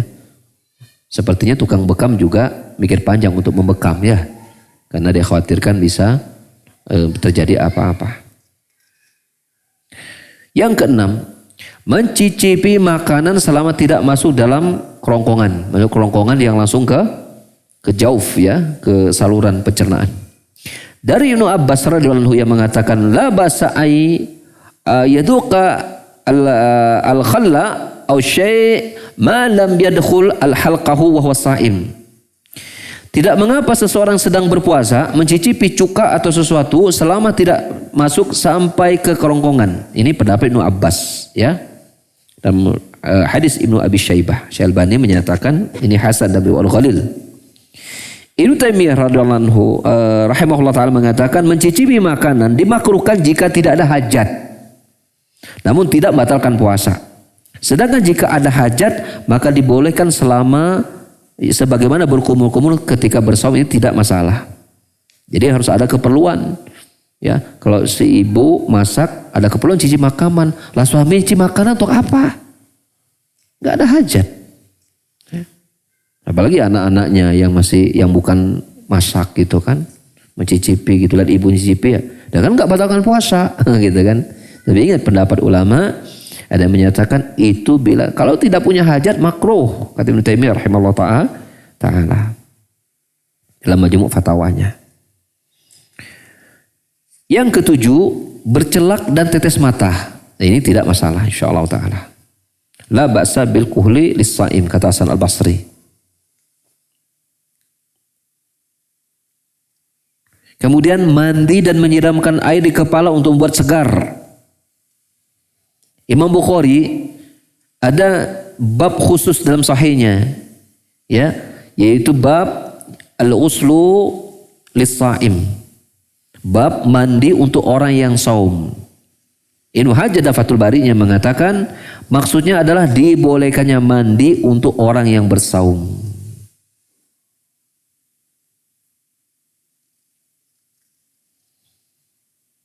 Abu Bakar bin Abdurrahman, anaknya Abu Bakar bin Abdurrahman, beliau berkata, laqad ra'aitu Rasulullah sallallahu alaihi wasallam bil arji yasubbu ala ra'si al-ma'a wa wasaim min al-atash aw min al-har. Sungguh aku melihat Rasulullah SAW di al-a'raj mengguyur kepalanya karena keadaan yang sangat haus atau sangat terik matahari dengan air, sedangkan beliau dalam keadaan bersaum. Ini hadis surat Abu Daud. Dalam syarah Sunan Abu Daud, yaitu kitab Aunul Ma'bud, menjelaskan bahwa hadis ini merupakan dalil bolehnya orang bersaum untuk menyegarkan badan dari cuaca yang cukup terik dengan mengguyur air pada sebagian atau seluruh badannya. Inilah pendapat masyarakat ulama dan tidak dibedakan antara mandi wajib, sunnah ataupun mubah. Yang kesembilan, menelan sesuatu air liur ya. Ini tidak membatalkan puasa, termasuk menelan dahak. Jadi kadang-kadang orang mau apa? Mau keluar dahak nggak jadi, ketelan gitu. Ini nggak membatalkan puasa. Termasuk menelan air liur. Karena air liur itu sesuatu yang tidak bisa dihindari. Dulu waktu kita kecil-kecil itu kan, waduh tersiksa banget tuh. Udah kecil puasa tuh susah, terus aja berudah tuh. Karena mikir kalau air liur ini apa? Bisa keluar, bisa membatalkan puasa. Makanya ini pendapat yang sangat-sangat merugikan. Ya. Karena sudahlah kita ini butuh air ini, kemudian ini perkara yang mubah malah kita jadi ditinggalkan, malah menjadi susah.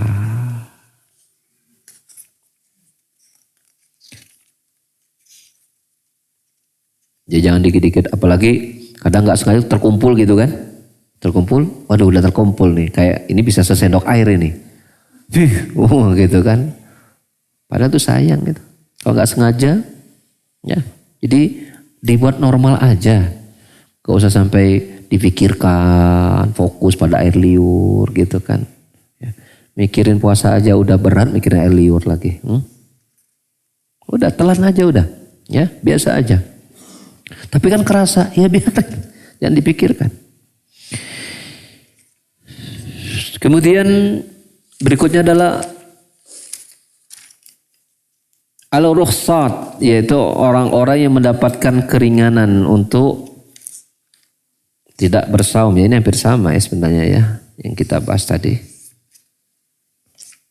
Orang yang sakit ketika sulit berpuasa, safar, ya, dan safarnya menyulitkan untuk saum.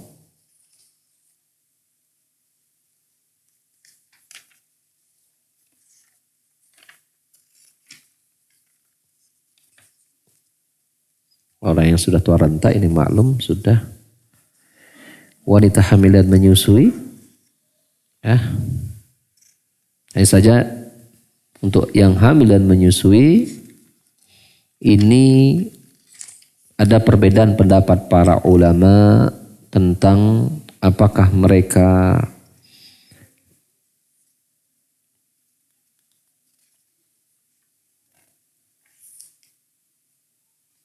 mengqadha saumnya mereka ataukah mereka membayar fidyah. Ini sudah menjadi perbedaan dari masa ke masa.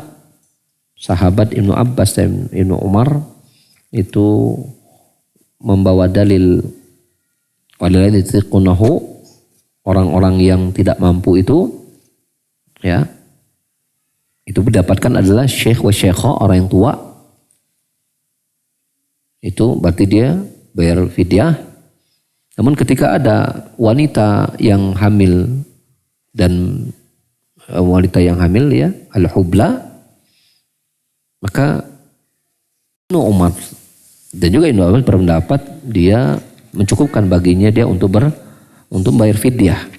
Sehingga ada sebuah buku kitab khusus namanya Ahkamus Siyam, ditulis oleh Syekh Salim bin Al-Hilali, juga Syekh Ali Hasan bin Abdul Hamid ya Al-Asari, Al-Halabi Al-Asari, itu menguatkan pendapat bahwa untuk hamil dan menyusui ini hukumnya adalah bayar fidyah. Walaupun banyak para ulama berpendapat itu dia dengan jumhur ulama berpendapat ini qadha. Ini qadha bagi yang hamil dan menyusui. Namun kita lihat ada sahabat berpendapat tidak seperti itu.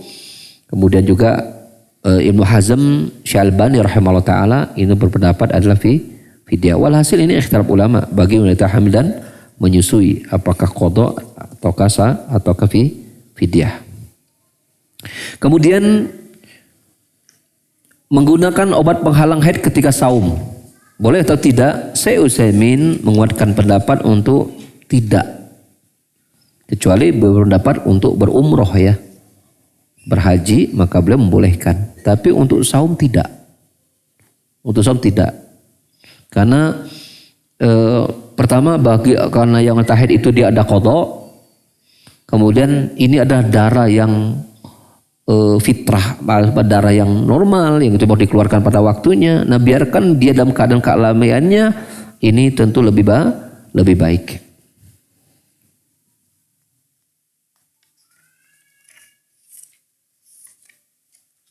Dan bagi yang pakai pesawat, barangkali kalau pesawatnya cepat, tahu-tahu udah sampai malam tempat yang lain ya. Bisa perginya misalnya perbedaannya 4 jam misalnya ya. Tempat yang lain. Ketika kita pesawat luar negeri, tahu-tahu udah maghrib, maka berbuka mengikuti waktu setempat, bukan berdasarkan waktu 12 jam. Ya. Dan itu saja saya kira kurang lebih apa-apa yang bisa saya sampaikan. Dan bagi pendapat yang kemudian membayar fidyah wakil hamil dan menyusui, ya, maka fidyah sudah kita sebutkan tadi dengan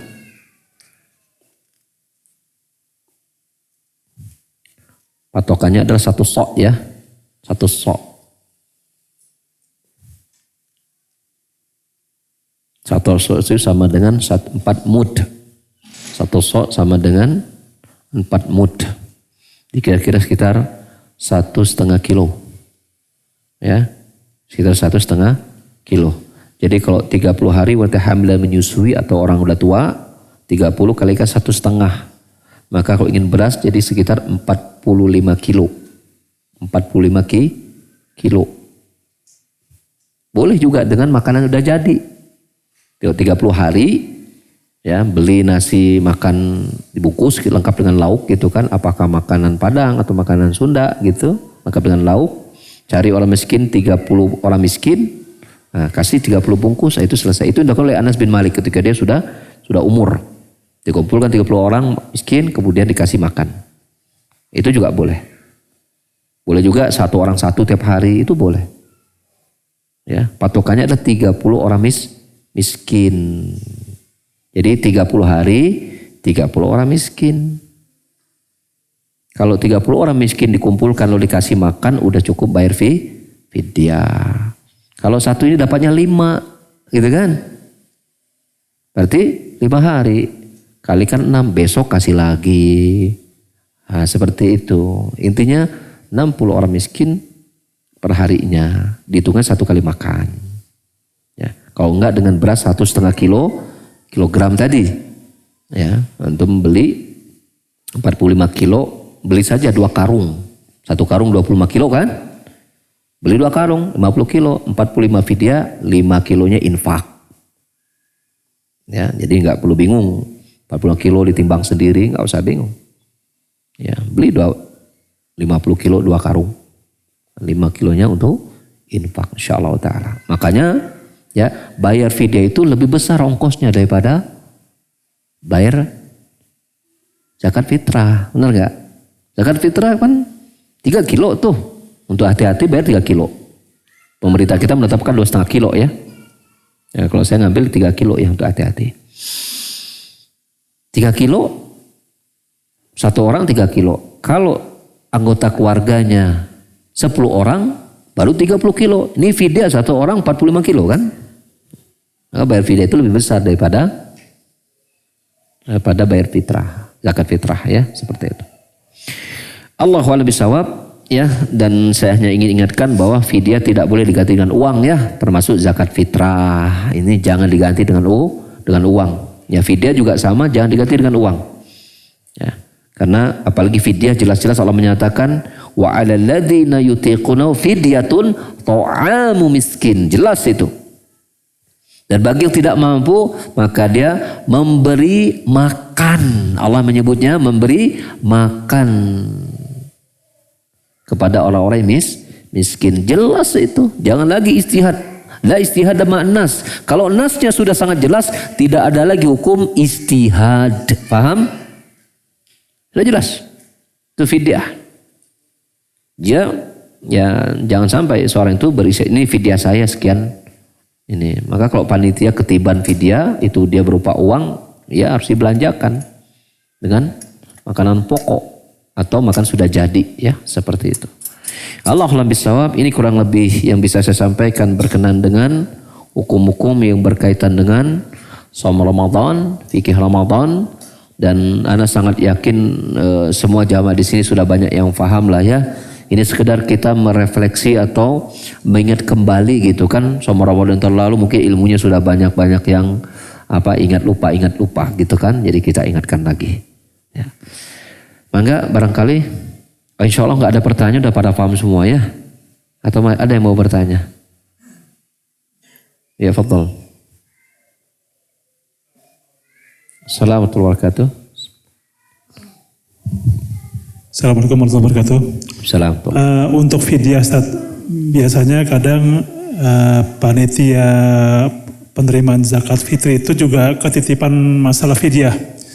Ada pernah satu kasus gini, fidyah itu dibayar setelah Idul Fitri. Waktu itu nggak tahu apakah karena mungkin ketidakpahaman dia tentang fidyah, atau bisa jadi karena waktu pas puasa itu istrinya itu pas sakit. Sakitnya yang tadinya diharapkan sembuh, tahu-tahu Allah takdirkan istrinya meninggal, ya mungkin masih bingung apa segala macam. Jadi dia bayar fidyah itu setelah Idul Fitri. Fidyahnya masih berlaku nggak Ustaz? Masih berlaku, nggak masalah. Berarti nggak ada batasan waktu fidyah? Iya, enggak. Cuma disegerakan. Jadi mau hari pas mau lebaran boleh, besok lebaran boleh, atau 2 harinya, enggak masalah. Jadi tidak ada penjelasan Rasul mengatakan kalau fidyah itu harus ini. Karena ini kaitannya bukan, fidyah itu bukan zakat fitrah. Kalau zakat fitrah ya patokannya adalah sebelum sholat. Ya, faman addaha ya qabla shalah fahuwa zakatun makbulah, fahuwa sadaqatun makbulah. Faman addaha ba'da shalah fahiya sadaqatun min sadaqat, kata Rasulullah. Barang siapa yang menunaikannya sebelum sholat, ya zakat fitrah itu, maka dia ada sedekah yang diterima.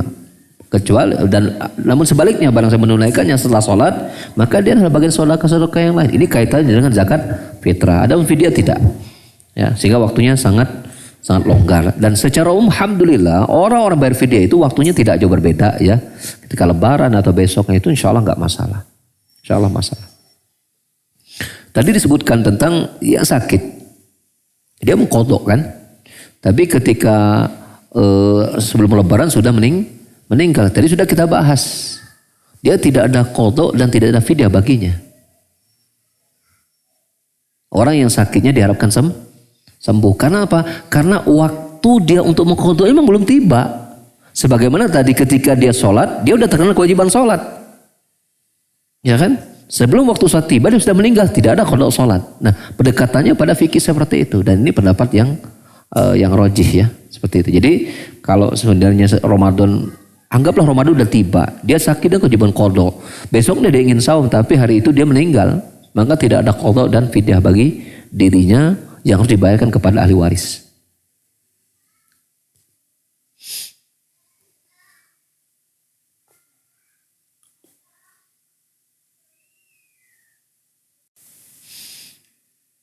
Dari ibu-ibu ada pertanyaan?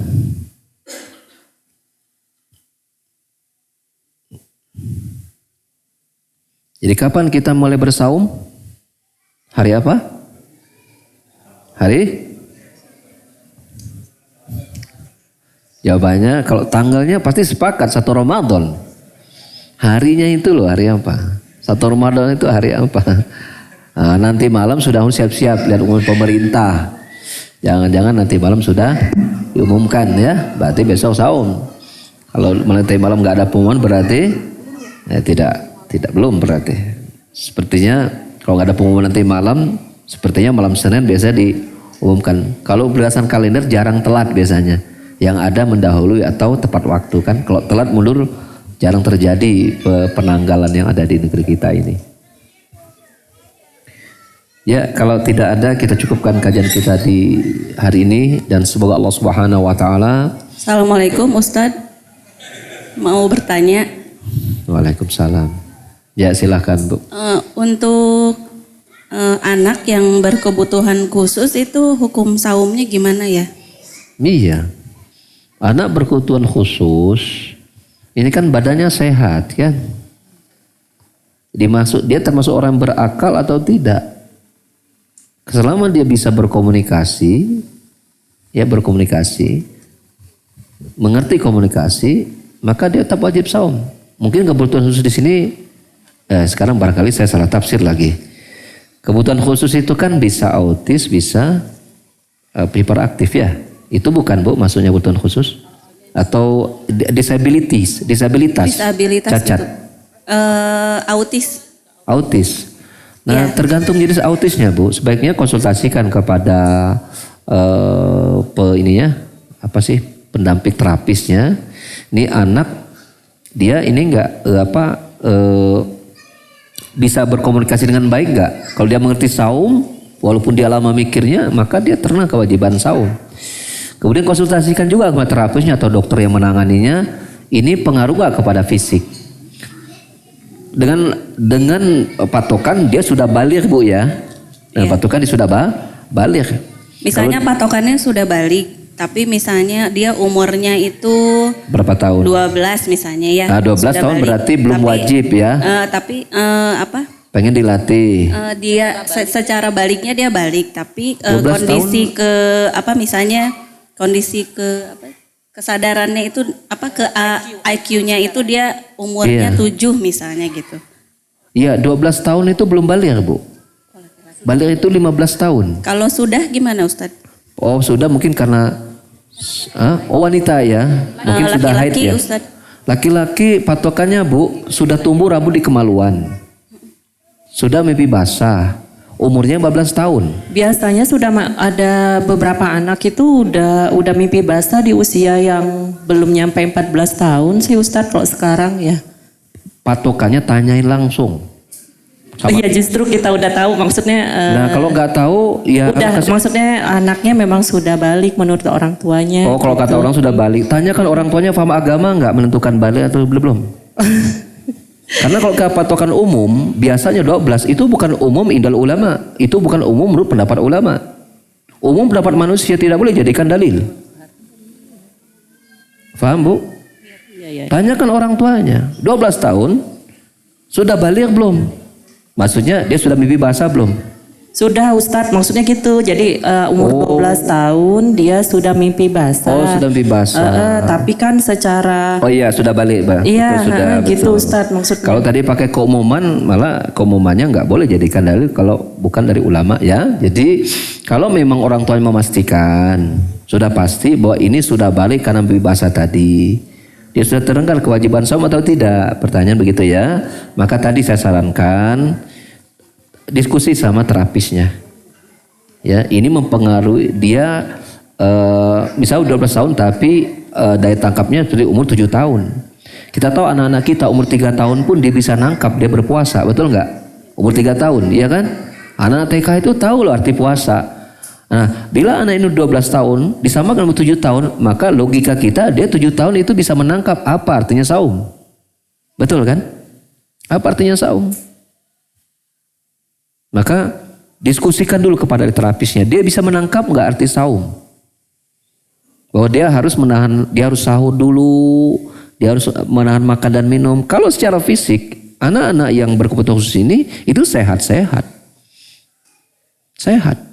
Jadi permasalahannya ada pada daya tangkap. Ini termasuk yang berakal atau tidak? Jawabannya berakal. Anak berkebutuhan khusus itu termasuk anak yang berakal. Ya. Seperti itu. Allahu a'lam bishawab. Ya, walaupun saya lebih condong berpendapat tetap wajib saum Bu ya. Tetap wajib saum. Namun langkah baiknya bila itu didiskusikan dulu kepada ahli terapisnya. Dia bisa nggak menangkap? Ya, seperti itu. Dan ini kewajiban orang tua untuk apa? Mendidiknya. Kalau tidak dididik dari sekarang, maka dia tidak akan tahu apa artinya saum. Kalau tidak dididik dari sekarang. Ya. Apalagi kalau dididiknya udah dari setahun yang lalu gitu kan, nanti kalau udah bulan puasa tiba nggak boleh makan dan minum. Nah disinilah perannya orang tua itu bekerja sama dengan terapisnya. Itu penting. Ya pastikan dulu, usahakan dulu ya. Allahu a'lam bishawab. Semoga Allah mudahkan.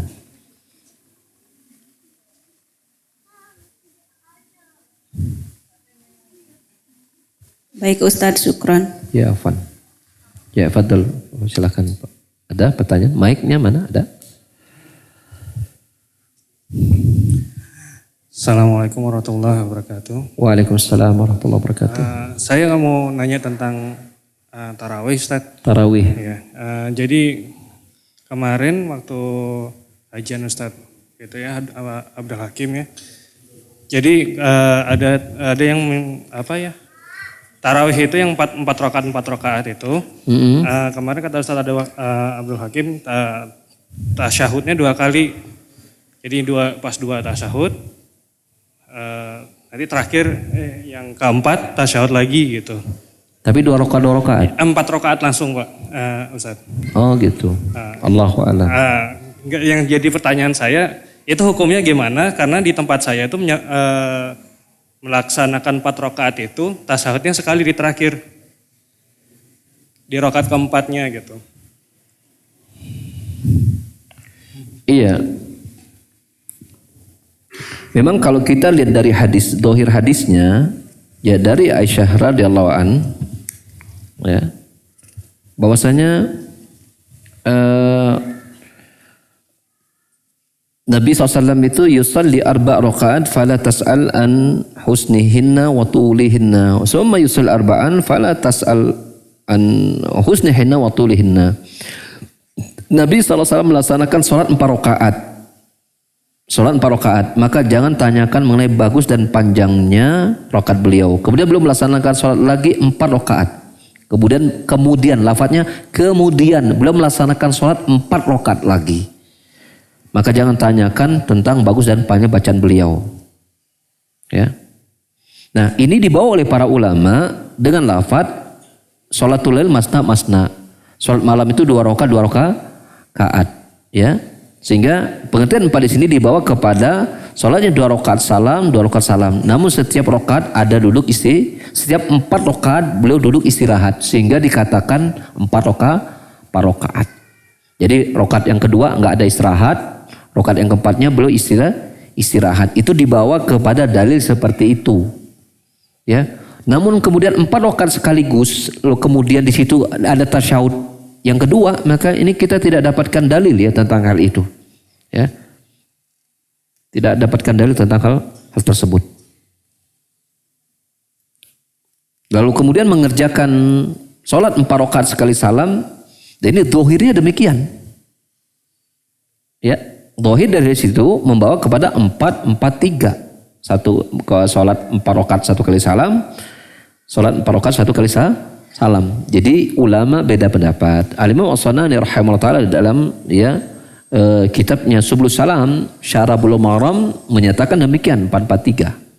Syalbani juga dalam sholat tarawih, sifat sholat tarawih Nabi SAW, sifat qiyamul lail Nabi SAW memasukkan juga 4-4-3. Ya. Walaupun beliau tidak merinci ini, sehingga perincian 2 rakaat salam itu istiad ulama memasukkan hadis riwayat Muslim sholatul lail masna, sholat malam itu 2 rakaat, sehingga hadis 4-4-3 ini mereka terjemahkan, termasuk Utsaimin menafsirkan artinya 2 rakaat salam, tapi 2 rakaat yang pertama itu tidak ada duduk istirahatnya, langsung berdiri, nanti di 4 rakaatnya duduk panjang.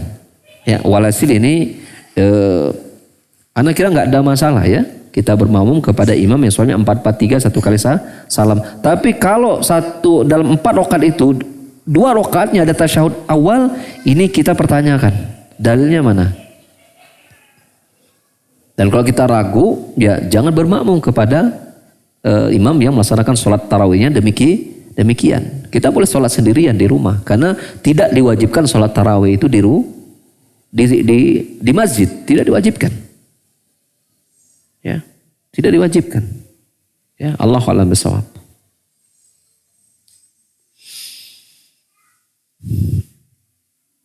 Mana yang lebih afdol bagi wanita sholat tarawihnya? Di rumah atau di masjid? Yang afdol, kalau bolehnya boleh sholat tarawihnya di masjid. Lebih afdolnya di rumah atau di masjid? Ya? Yang jawab rumah ngacung. Yang jawab di masjid ngacung. Oh, ini udah ada pendapat nih antum. Dan memang ada sebagian ceramah seorang ustadz berpendapat afdolnya di masjid. Tapi kalau kita lihat dalil, afdolnya di rumah. Syekh Saleh Al-Munajjid dalam Islam QA yang saya browsing langsung juga menukil pendapat gurunya itu Syekh bin Baz, menyatakan bahwa yang afdol itu sholatnya di rumah. Berdasarkan kumaun sabda Nabi SAW. Ya, dari Abdullah bin Umar Al-Khattab radhiyallahu anhuma, ya, Rasul bersabda, la tamna'u ima Allahi masajidallah wa buyutuhunna khairul lahunna. Janganlah kalian melarang para wanita hamba Allah Subhanahu wa taala untuk sholat di masjid walaupun rumah mereka lebih baik. Bilal ya berkata, ya, lanamna'annahunna, kami akan larang mereka ke masjid. Ya, Abdullah bin Umar langsung marah dengan ya sabban syadida, ya, sabban sayyi'a. Maka Abdullah bin Umar begitu marah dengan marah yang belum pernah marah seperti itu kepada Bilal. Qultu qala Rasulullah SAW, aku mengatakan ucapan Rasul, lalu engkau mengatakan lanamna'ahunna, kami akan larang mereka. Lihat, ya, Abdullah bin Umar bin Khattab begitu keras dalam memegang perkataan Rasulullah SAW. Ini sholatnya sholat wajib. Dan tentu para sahabat berada dekat Mekah dan Madinah yang kita tahu. Mekah pahalanya 100.000 kali lipat. Madinah sholat Nabawi 100.000 kali lipat. Maka hadis itu berlaku, sholat wajib pun dengan Mekah dan Madinah terkalahkan dengan hadis itu. Apalagi sholat tarawih. Ini hukumnya sunnah. Jelas dalilnya. Jelas dalilnya. Maka saya sampai sekarang masih bertanya-tanya, apa dalil seseorang yang mengatakan bahwa sholat tarawih lebih baik di masjid daripada di rumah? Saya belum tahu dalilnya. Ya? Betul. Mungkin keutamaannya adalah apa? Sholat bersama imam. Man qoma ma imamihi hatta yansarifa kutiba lahu qiyamul lailatin. Barang siapa? Ya kan? Barang siapa yang sholat bersama imam sampai imam selesai, maka dicatat baginya sholat semalam suntuk. Pertanyaan kita, bahwasanya hadis tadi ada pengkhususan bagi dalil ini. Ini adalah umum dalilnya. Maka dalil yang umum dibawa kepada dalil yang khusus. Rasul melarang untuk sholat wajib. Ya, maka kepada sholat sunat ini juga berlaku bagi laki-laki sampai selesai sholat. Bagi wanita kembali kepada dalil yang tadi. Ya, seperti itu. Allahu a'lam bishawab. Mungkin ini hasil perbedaan pendapat, tetapi dari apa yang saya coba cari-cari jawabannya, tetap yang paling utama dari apa yang saya ambil adalah pendapat menguatkan sholat tarawih lebih baik di rumah bagi para wanita. Kita cukupkan kajian kita pada hari ini. Semoga Allah panjangkan umur kita sampai Ramadan tahun ini dan menjadikan Ramadan kita tahun ini lebih baik daripada tahun-tahun sebelumnya, dan menerima semua amal-amal kita bulan Ramadan tersebut. Amin Allahumma amin. Subhanakallahumma bihamdika asyhadu an la ilaha illa anta astaghfiruka wa atubu ilaik. Wa akhiru da'wana alhamdulillahirabbil alamin. Assalamualaikum warahmatullahi wabarakatuh.